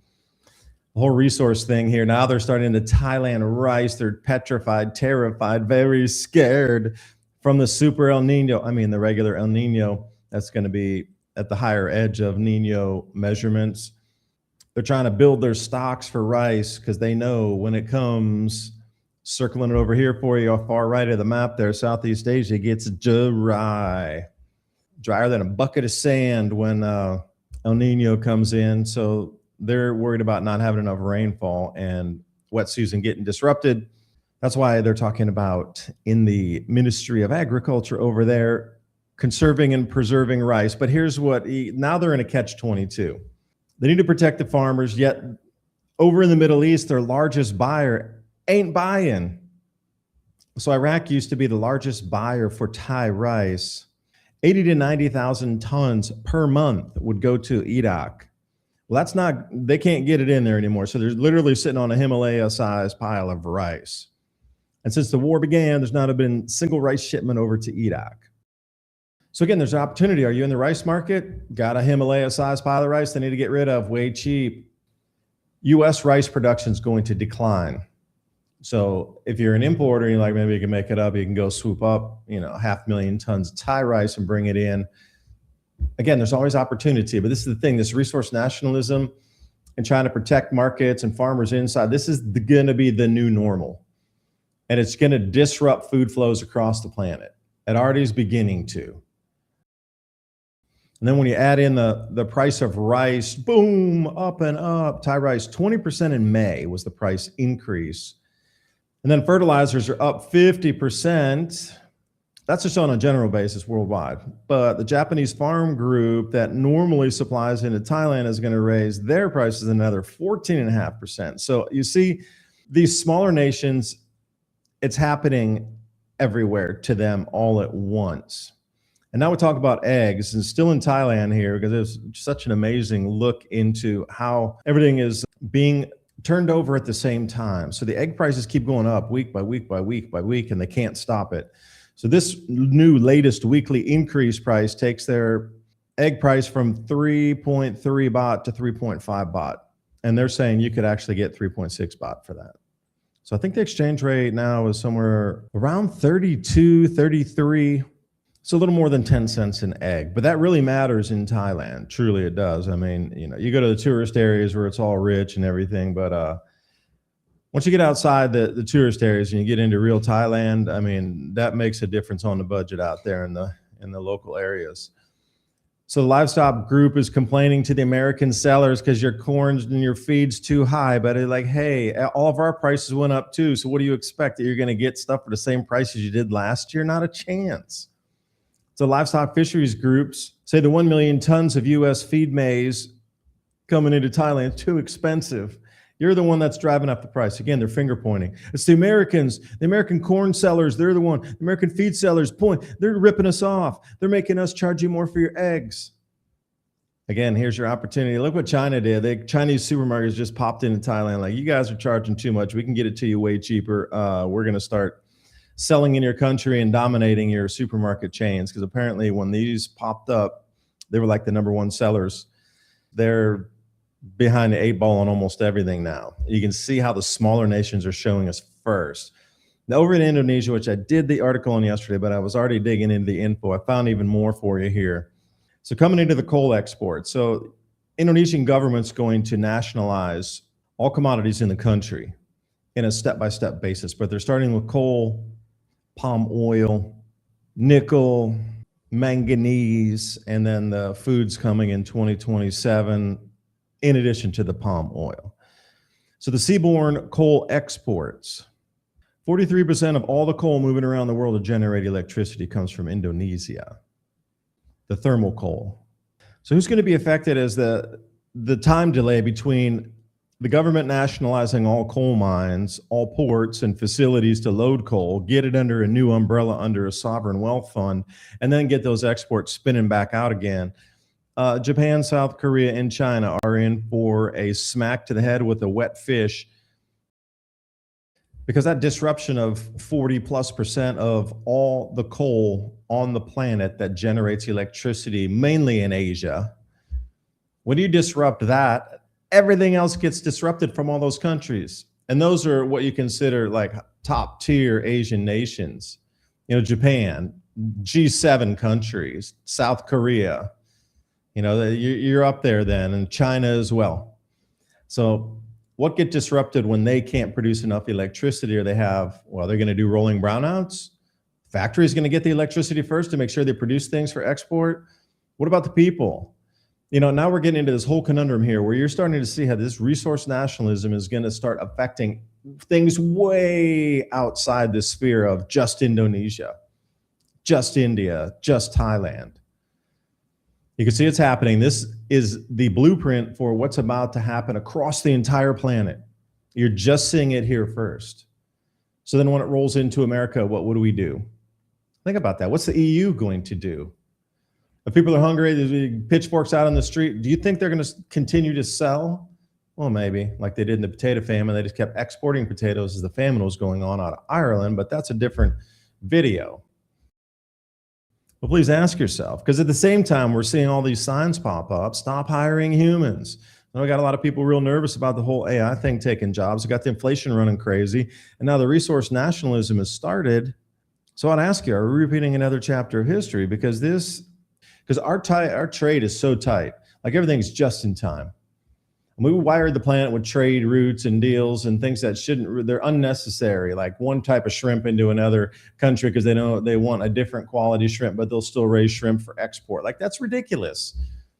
We got to rethink the whole consumption and production of food across the planet. But before we can do that, we're going to go into this massive disruptive phase here.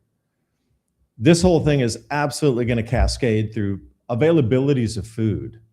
So when you look in your supermarket and you go, oh, I can get anything from the world, perhaps not now, beginning. So what are you reliant on that are imports from other nations outside?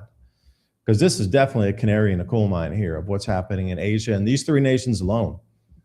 Now it's going to spread. What's happening in Japan? What are they going to stop exporting because they can't get the thermal coal to do the electricity, or South Korea with the same? What happens in South Korea if they demand a certain food product and they can't export that anymore? You know, just a repeat in history. We've seen this many, many a time.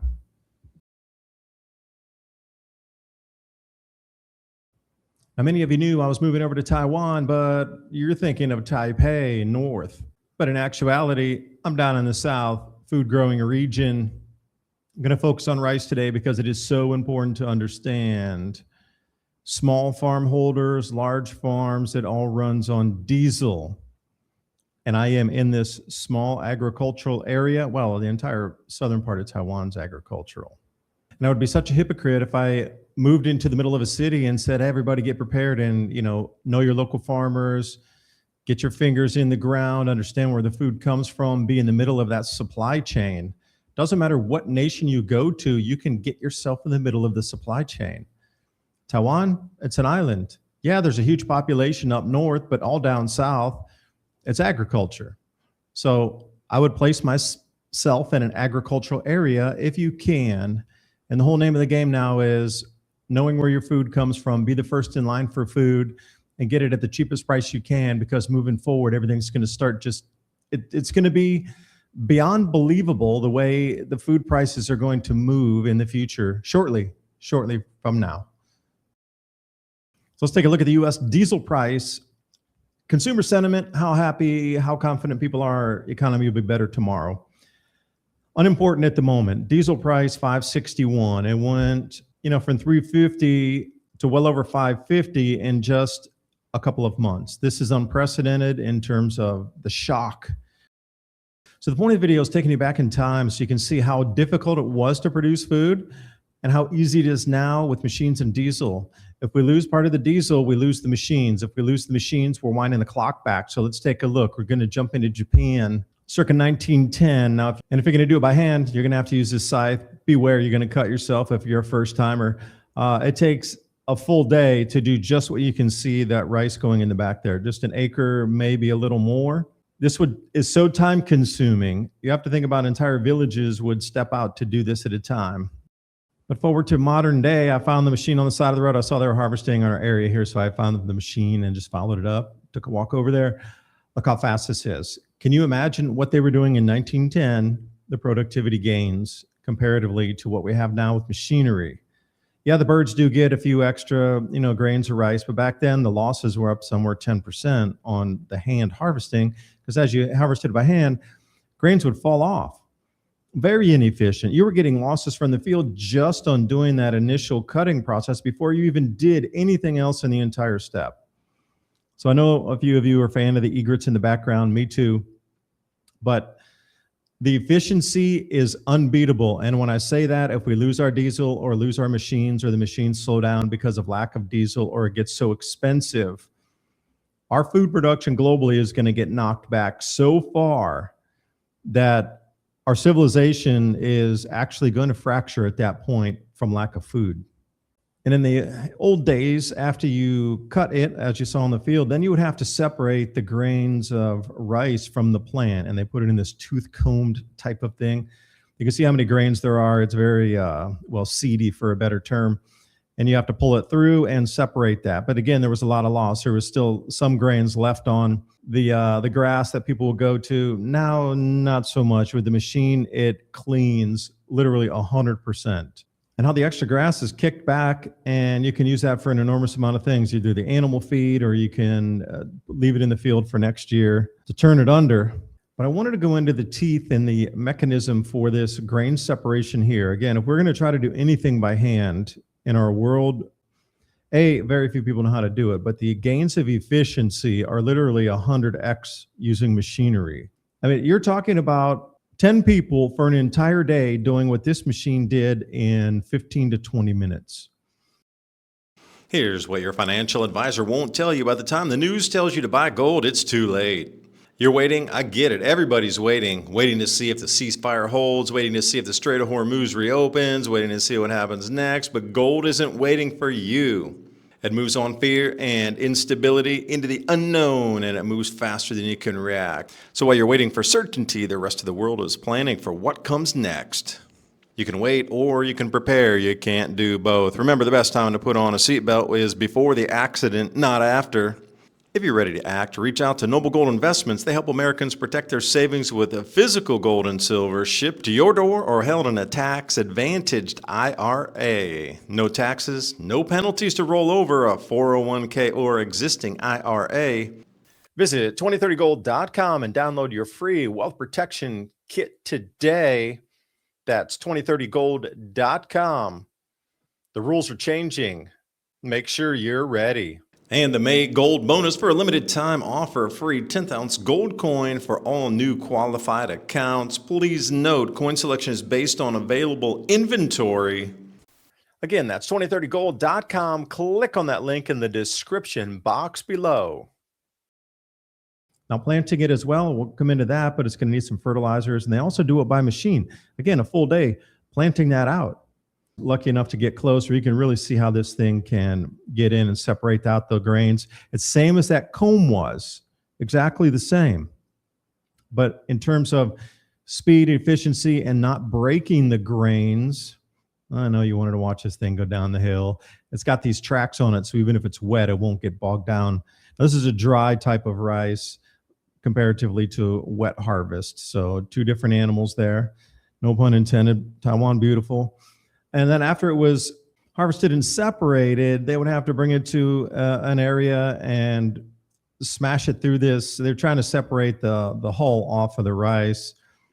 But again, the efficiency of taking it to a factory today to do that instead of doing it on site in every village, some villages less efficient.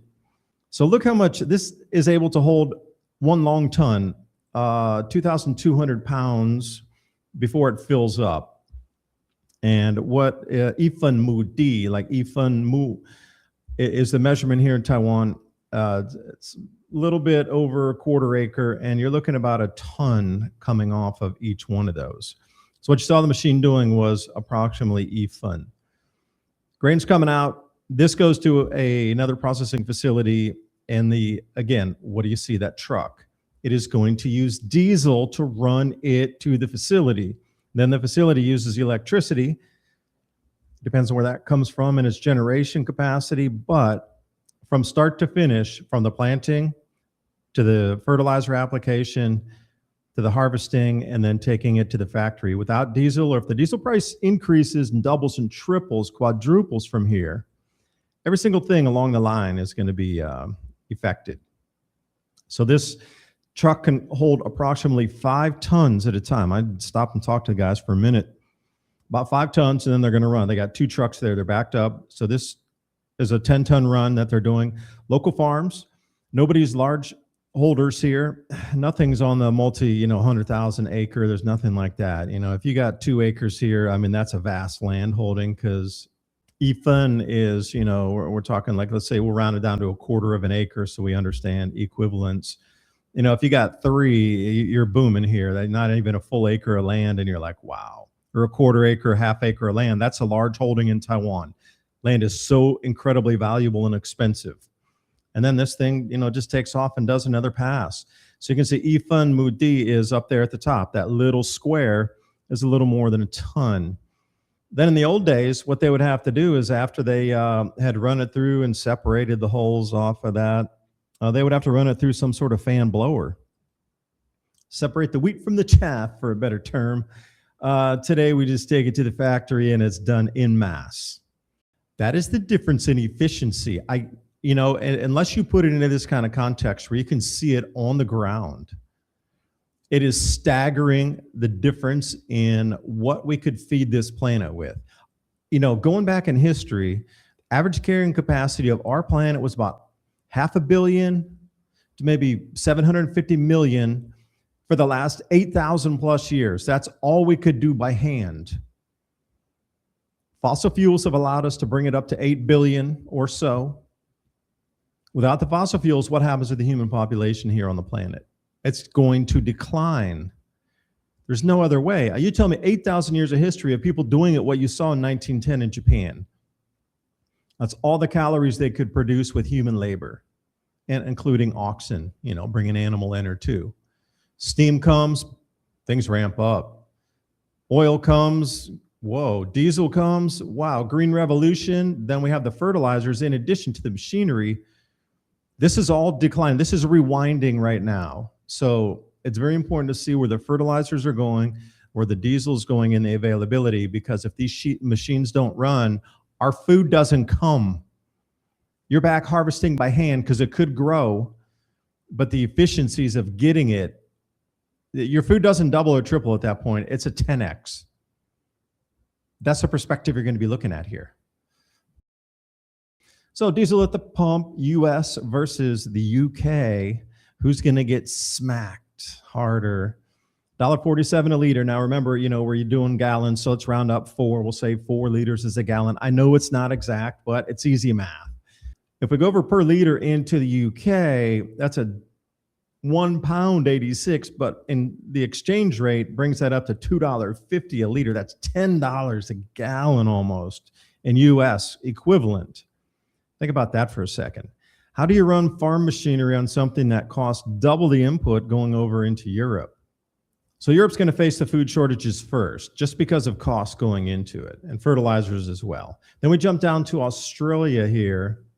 This is petrol cents per liter. And again, the Australian dollar, depending on the exchange rate, or if you're going against the pound or the dollar, but anyway, it is less than a US dollar. But still, location, you're up in Sydney. On the 18th, it went up to $2.05 or $2.05. One day later, it's at $2.07. May 20th, 3 days later, it's $2.09. Thursday, the 21st, at $2.11. Friday, it's at $2.11.9. See, it went up from 211.4 to 211.9. They got to slow it down. People are noticing the 1 cent jump per day, but if they can cut it down to half a cent so you don't notice, after 2 days, it only goes up 1 cent. That takes us into uncharted territory in terms of our farming. Like, we've never experienced this before. There's nothing really to compare it to. You could say, yeah, the disruption of World War I or World War II, but barely anything was used in World War I in terms of machinery. So that's really, you can't even compare that. World War II, well, yeah, okay, Victory Gardens came around, but in terms of mechanized farmmanship, we haven't even had the Green Revolution yet. So fertilizers were mainly natural. We weren't at the factory production of nitrogenous fertilizers, which allowed agriculture to really boom. Diesel fuel, machinery improvements on harvest, and then also the different nitrogenous fertilizers. Both of those are, well, reversing back in terms of amount available for our planet. Hence, population is going to decline just based on these simple math and simple history overlays. So again, all these photos I'm taking, these are all mine because, I'm out in the farm country. I have dogs. We get up early and walk the dogs. It gets really hot. If you're not up at like 5:15, 5:30, and before that sun starts blazing over the hill, by 6:37, it's scorching already. So you need to be up early. So I get a lot of photos either at sunset or sunrise because it's too hot to walk in the day. Wait till sunset. It cools down a little bit, smidgen. This is the rice planting that's done by machine. as well. The fertilizer applied by machine. This is in its infancy stage, a few weeks after it's been planted. It's really small when it starts, and then it kind of bushes out. There's a small little area up near where farm country is where you want to be. It's nice little roads like this, areas. This is what I would consider a medium-sized rice field area. And you can see the grains actually starting to hang over. That's when the rice is getting toward maturity, and you can see how many small grains are on it. But if you just want to do a comparison, on the right, that's still in the grass stage. On the left has gone to the seed stage, or what you consider rice as a food staple, because this is actually a grass variety. And you can see the grain heads starting to rip off on the left. Still got a month and a half or so on the right.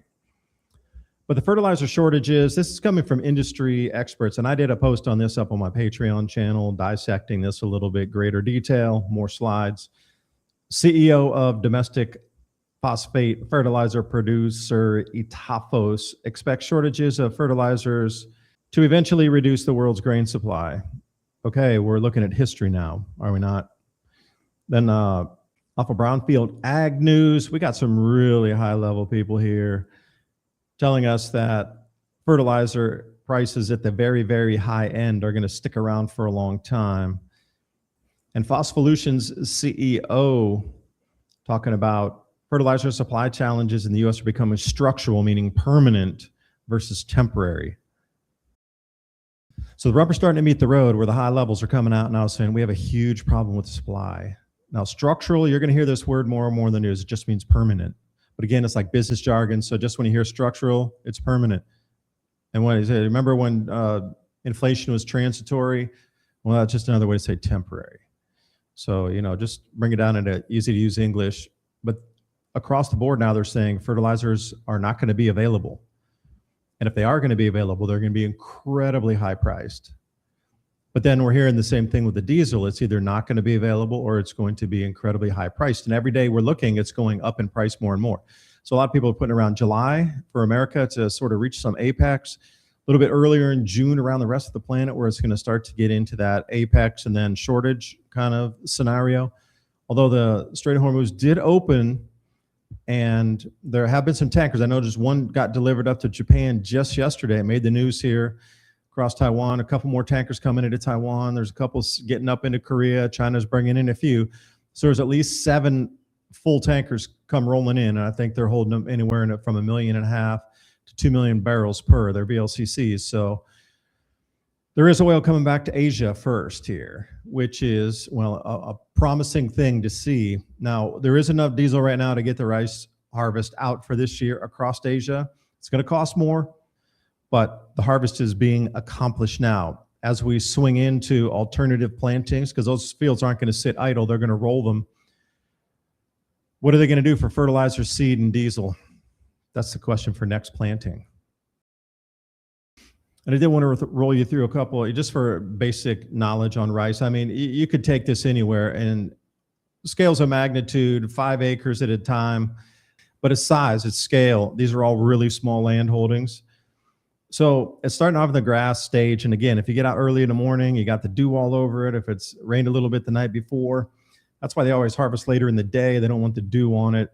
And then you can see the emergence coming out where what was the previous grasses that were wrapping the seeds start to actually open up. And that is the rice that you're looking at.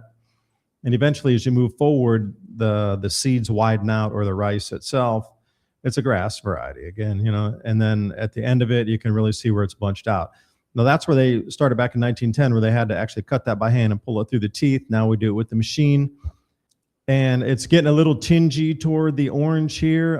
There's a smell that comes off. It's quite the unique, quite wonderful smell. I can't even describe it to you, this smell of rice right when it turns, when you know it's time to harvest it. When you walk around, you just smell it in the field that it's that time. It's an incredibly pleasant, and just intuitively, you know that that's ready to get harvested. I can't explain it to you. You have to experience it. But what is going to be experienced by all of us is the agricultural commodity lagging fertilizer price disruption. Ouch, going to hurt you in the supermarket. Bloomberg Ag Index is the red that follows the fertilizer prices. on the spike. We're getting both, and the diesel, and the disruptions. Again, but if you look at America here, it's fertilizer costs, loss of markets, tariffs, and now we could add in increasing cost of fuels as well. You know, I mean, you could just probably put 6 or 7 more silos down here. And farm bankruptcies, 46%, because they weren't prepared for these price increases. But the bigs will be in there. And speaking of bigs, this is the largest rice field that I have seen here in Taiwan. I photographed it on purpose just because this is a huge one. But in the context, you can't even see the end of the fields in America. And this is one of the largest rice fields here.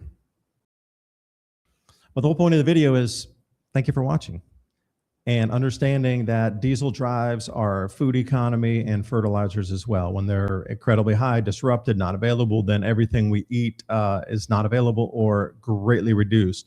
So as you're working with your Rubik's Cube of possibilities to get ready for these changes, please put this into context. Share this video with other people too, so they get an idea of how important it is. It's not just like, you hear about, okay, the fertilizer's getting disrupted, diesel, but to put it in how difficult it was to produce rice back in the day compared now with the machines.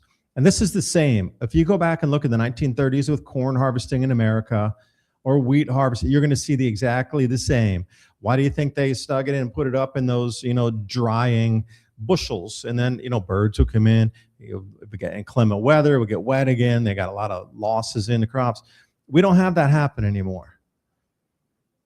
So the efficiencies of us doing it by machines, our civilization runs on this. And as I said, I've been putting more posts up on Patreon, trying to dissect this, using industry experts, writing out a little bit longer post content to let you get a good idea. So subscribestar.com/DAP2030, patreon.com/DAP2030. Links in the description box below. We're all in this together. And again, please subscribe to the channel. You're going to have to click that like, notify, bell thing because the algorithm's just knocking everybody here, there, and everywhere on it.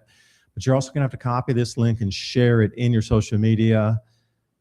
I appreciate your time. Really do hope you got something out of this to frame it, put it in perspective, what we're up against here.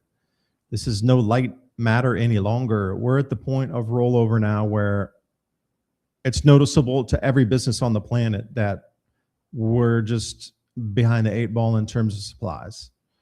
So they're going to start raising prices right now. Staying on the theme of the oceans, at least we know where all of our plastics are coming from. Well, 95% of the plastics polluting our world's oceans coming from these 10 rivers. In Niger, thank you very much. That was an inland estuary area connected all the way to East Africa back in the day, about 6,000 years ago when the mega lakes were there. That's just what's left over, remnants of this river. Got the Nile. Not sure how that gets all into the oceans. It has to go into the Mediterranean, and there's not a garbage patch in the Mediterranean, which would occur first. So I'm kind of disputing that one. Indus, obviously coming out of India with the Ganges River, Indus River, and the Mekong coming through Southeast Asia, Pearl River Delta area coming out of China, Yangtze, Huanghe, or the Yellow River, and then the Amur River coming out of, well, northern China. So the ones emerging out of China, Southeast Asia, and India seem to be the big ones. Into the Pacific garbage patch we go. Bring your rubber ducky and your inflatable raft. You've heard me talk about tokenized assets and real world assets. The whole entire program goes live in June of 2026, like in a few days from now. They call that the soft launch. And everything on the entire planet goes into this system October of 2026. They're already starting to use grains to pledge for collateral against a collapsing, some sort of economic event. So let's take a look at it, see what we're up against and how you can protect yourselves. But first we need to lay the groundwork. Agro Token, this is down out of Brazil. The first global tokenization infrastructure for agro commodities. So what they do is they allow 1 ton of some sort of grain crop to equal one of their tokens that can be pledged as collateral. Agro tokens are tradable digital assets. The value is linked to the price of grain, and they're very clean. 1 agro token equals 1 ton of grain. It could be wheat, could be corn, soybeans, when you're looking at this picture here, you're no longer looking at a food supply. You're looking at collateral in the financial system that can be moved or taken away at a moment's notice to provide liquidity so there's not a market collapse. So they have these different tickers here: Soya, Cora, Whear. So remember, these are going to be running on different types of chains here, depending on which asset tokenization protocol is going to be used. Polygon, Algorand, Ethereum. There's quite a few others I'll come into that our American government's going to be using. Stellar Lumens, for example. Using your agro tokens opens up the world of possibilities. It looks like a really good thing. You pledge your grain, they give you the tokens. You can use those tokens because there's a value. So if you're a farmer, you can get seeds, vehicles, machinery, fuel, services, because then that farmer can swap that token back into real or US dollars or stable coins or whatever. And then they can use them as collateral for a loan. So maybe the farmer has 5 wheat tokens and they're like, hey, we need this, but we don't want to sell it, but we'll use it as collateral to pay back our loan. And it's an awesome idea. I really like the idea. But as with all good things, the DTCC rolls in here. This is moving and allowing quadrillions of dollars to move through our treasuries, the stock market, the bond market in America, on Wall Street, and all financial instruments, hedge funds, retirement accounts, all clears, meaning moves through and is settled in the DTCC. They call it the Great Collateral Experiment. What else could you use to get a loan from a bank? Well, they're using your house if you're getting a home loan, because if you don't pay, they'll just take it back because it has value. The food has value. Where tokenized collateral delivers immediate value. Now, this is the part that really unwinds it here. Faster transfers of cash and collateral mean reduced trade exposures and lower risk. Now, see that collateral, plug that in and say tons of grain. It can also be tons of anything, really. Tons of bananas, tons of oranges.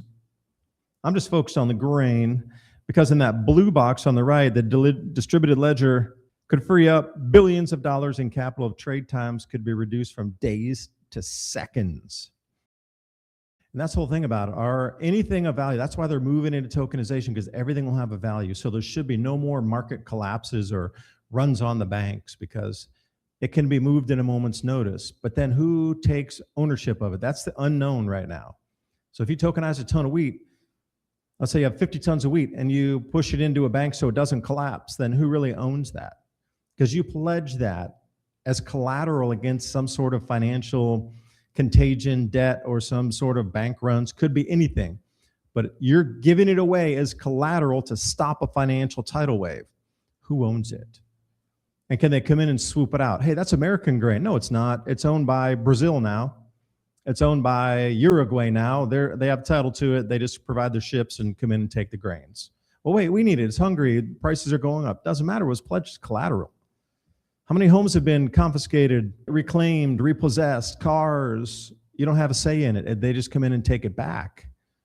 Here's what your financial advisor won't tell you. By the time the news tells you to buy gold, it's too late. You're waiting. I get it. Everybody's waiting to see if the ceasefire holds, waiting to see if the Strait of Hormuz reopens, waiting to see what happens next. But gold isn't waiting for you. It moves on fear and instability into the unknown, and it moves faster than you can react. So while you're waiting for certainty, the rest of the world is planning for what comes next. You can wait or you can prepare. You can't do both. Remember, the best time to put on a seatbelt is before the accident, not after.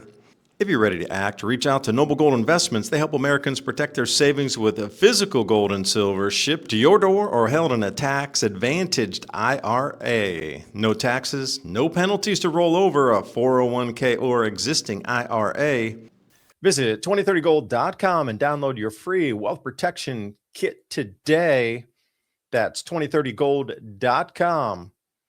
The rules are changing. Make sure you're ready. And the May Gold Bonus for a limited time offer a free 10th ounce gold coin for all new qualified accounts. Please note, coin selection is based on available inventory. Again, that's 2030gold.com. Click on that link in the description box below. And a last thought, the speed of capital. This is the whole reason the entire system is being reset, because right now it takes days to clear out money. We're in the old financial system from like 70 years ago. It takes days. It used to take 2 days. Now it's a day. This is going to move in seconds. See, the amount of money that's going to come flowing into the economy, because if I lock up $10 billion for 2 days, that's not going anywhere, it's just sitting. But if I can clear that out and make it move in 5 seconds, that $2 billion is back on the market. 5 billion, 10 billion, whatever.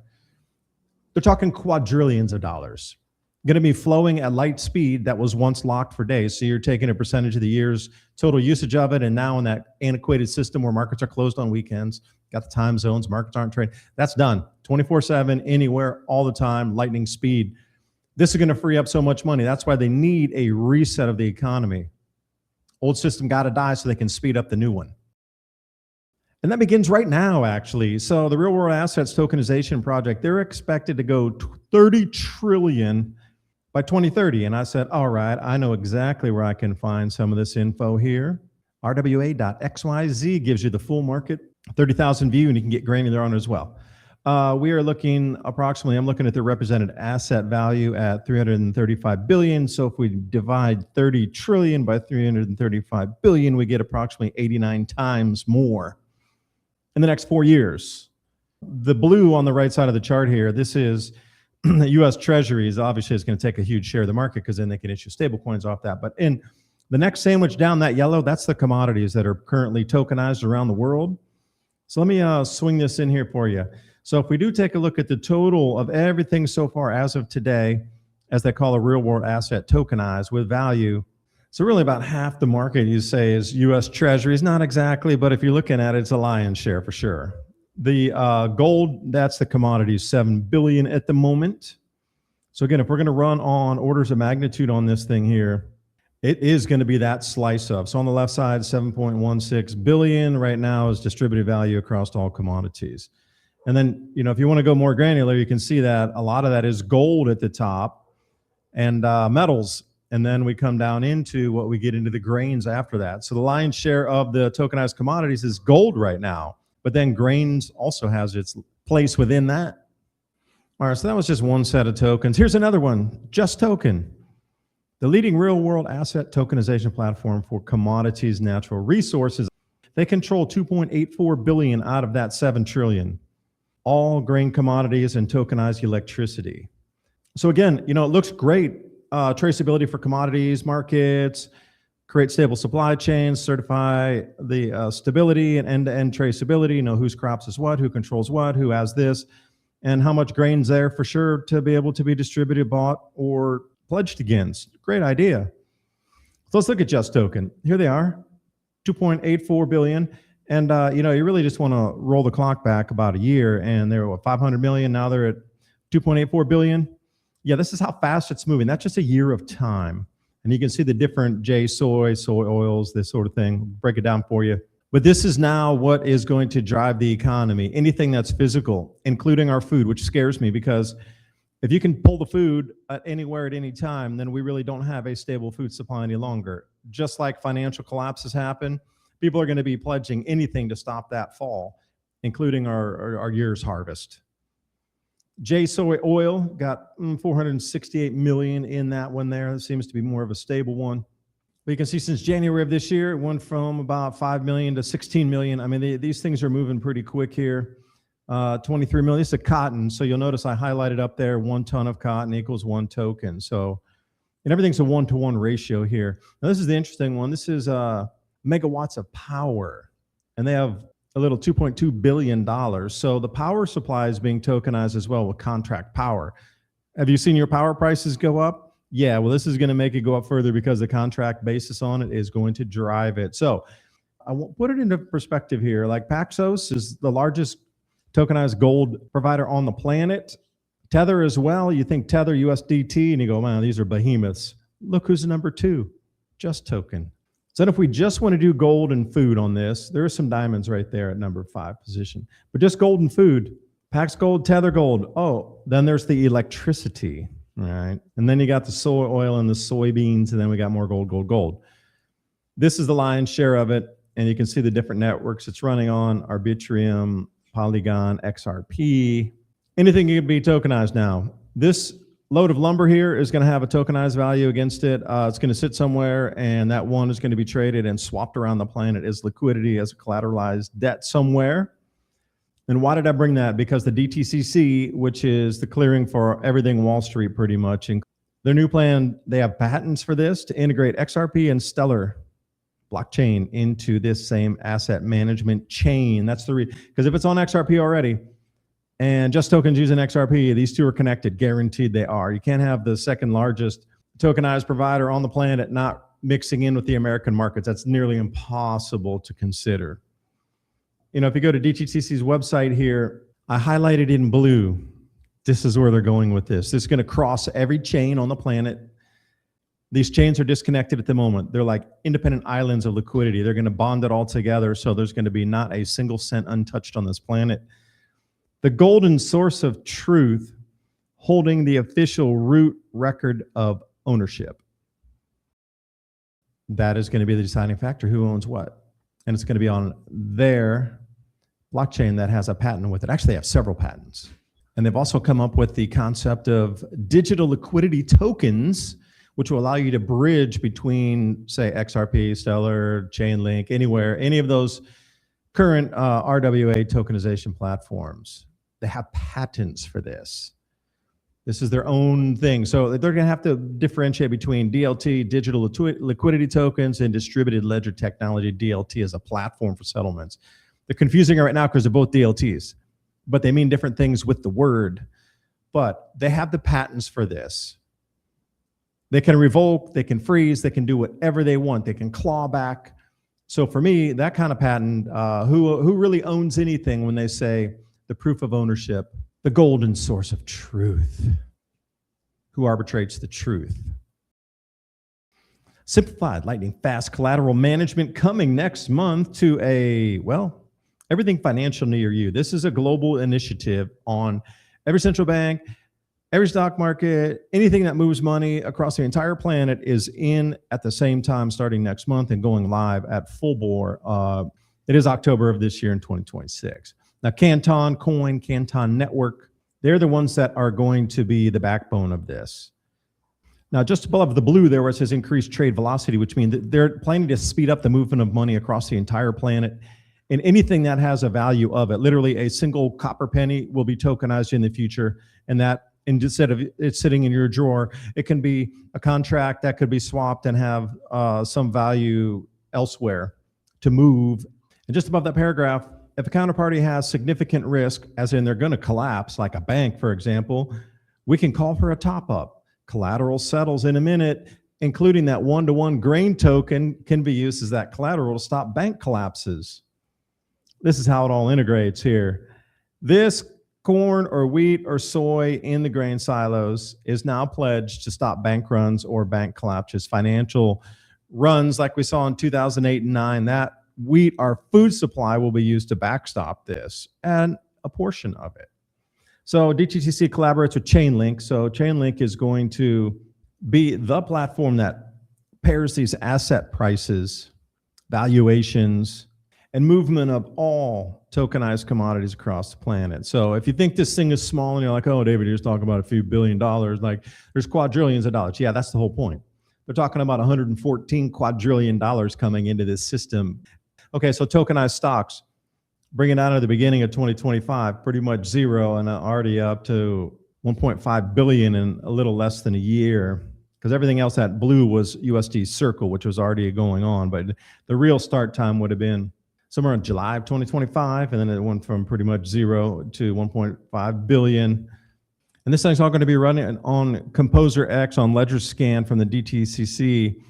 You're going to be able to create your own tokens, vault those, any kind of stocks, any treasuries, anything that has value, and then send that out into the open market as a liquidity backstop for any kind of, there'll be never a financial contagion again ever on our planet, according to them, because there'll be so much liquidity on demand at any time to backstop anything.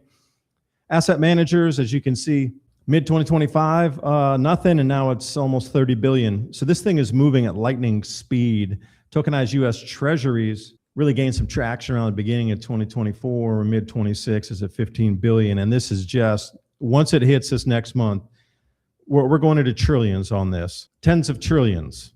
Tokenized active strategy, hedge funds, retirement accounts, that's all tokenized now, pledged. That whole work you did for your entire life is now a contract tradable to backstop. Tokenized US non-government debt, that purple there is EU. So 1.4 billion from zero to that. Real estate is the next big play here. And I saw that they're tokenizing watches now, rare watches where you can buy like a fraction of 1% of a rare watch. And then, I'll come into that in the next couple of days, like everything right now is being reset. Real estate from nothing to 170 million, 177 million. So I would leave you with this here, North American agricultural overview. Like all the grains that we have in America is 60 to 7 billion for the corn, soy about 40 to 45 billion, cattle about 130 billion, and then wheat 15 billion. It's all going to be tokenized. It's all going to be contracted. 1 ton will equal one, whatever the name of the coin will be. And that price can be moved around the planet. And whoever owns that token owns our food supply. But as you can see, our world getting peeled apart right here. Everything's getting repriced. Everything's collapsing on purpose to bring in this system. Now, DTCC go live here next month on their, quote, soft launch. They're going to be using XRP and stellar lumens on this. You can see chain links involved with it as well.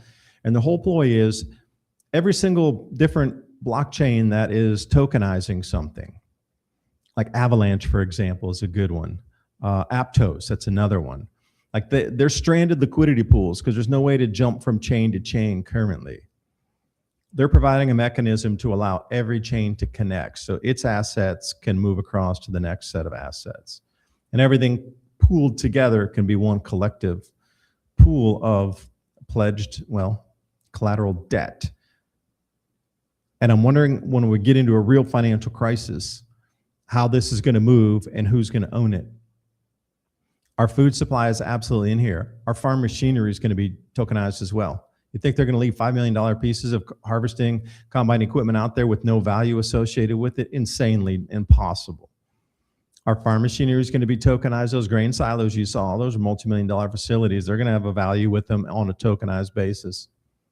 Who's going to own the actual physical grain silo in the event of a market collapse because 1 equals 1 and it's thrown over there to stop the contagion and it didn't and it collapses? Look at Turkey, for example, is a good one.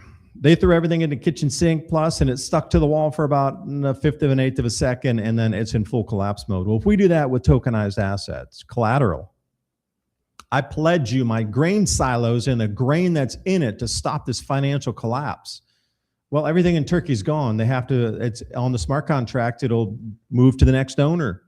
So Turkey if it was on this system, would be absolutely stripped to the bone with nothing left for the people to eat or function with their farms. Everything would be taken out of the country. I own it. I'm going to box it up and send it over here. This is the danger of this system, but at the same time, it's going to unlock a lot of possibilities. Will this be the mark of the beast everybody's talking about? I am not sure, but heads up on this one. It starts next month. Full operation rolls out in October of this year. This thing's rolling from 300 billion to 30 trillion. And then when it goes from 30 trillion, they're talking about scaling it to 114 quadrillion. Yeah, put that math in your head for a second. Like the amount of computing, maybe that's why all these data centers are being built. You're going to need that much computational power to run this system, to have everything in real time, literally down to the minute where everything on the planet is that's under a contract, a collateralized contract, in its own vault, with its own contract stipulations in that vault, whether it's 20 shares of Apple stock, 1 share of Apple stock, half a share. That's the whole thing about the digitization. They call it the fractionalization. Let me look up the exact word for you here. The decimalization of everything, meaning right now with the dollars and cents, we go $1, 0.00 down to 100 cents. Decimalization means we can take it down to 18 zeros behind that. 1.00000 all the way down. You can own 1/1000th, 1/10,000, 100,000th of a thing. That's the decimalization and the tokenization. Entire world's moving to this. But how much energy and, again, data center computation power is going to be required? That's why these data centers will be built across the entire planet. This system doesn't move without it. So obviously we're somewhere close to the edge of the rollout and the build out of this, or else we wouldn't be at this stage where they're going live. If the data centers weren't functional enough, at least to get the soft launch going, we wouldn't be launching, but we are. So The more data centers that are built, the more this can roll out in real time, and the more tokenized assets, the more things you own on the contract. That's why they say you'll own nothing. You won't own anything. It'll be a contract, and they'll assign a dollar value to you on digits on a screen, but that actual physical thing that you thought you owned will be wrapped into a contract owned by the bank unless you outright own it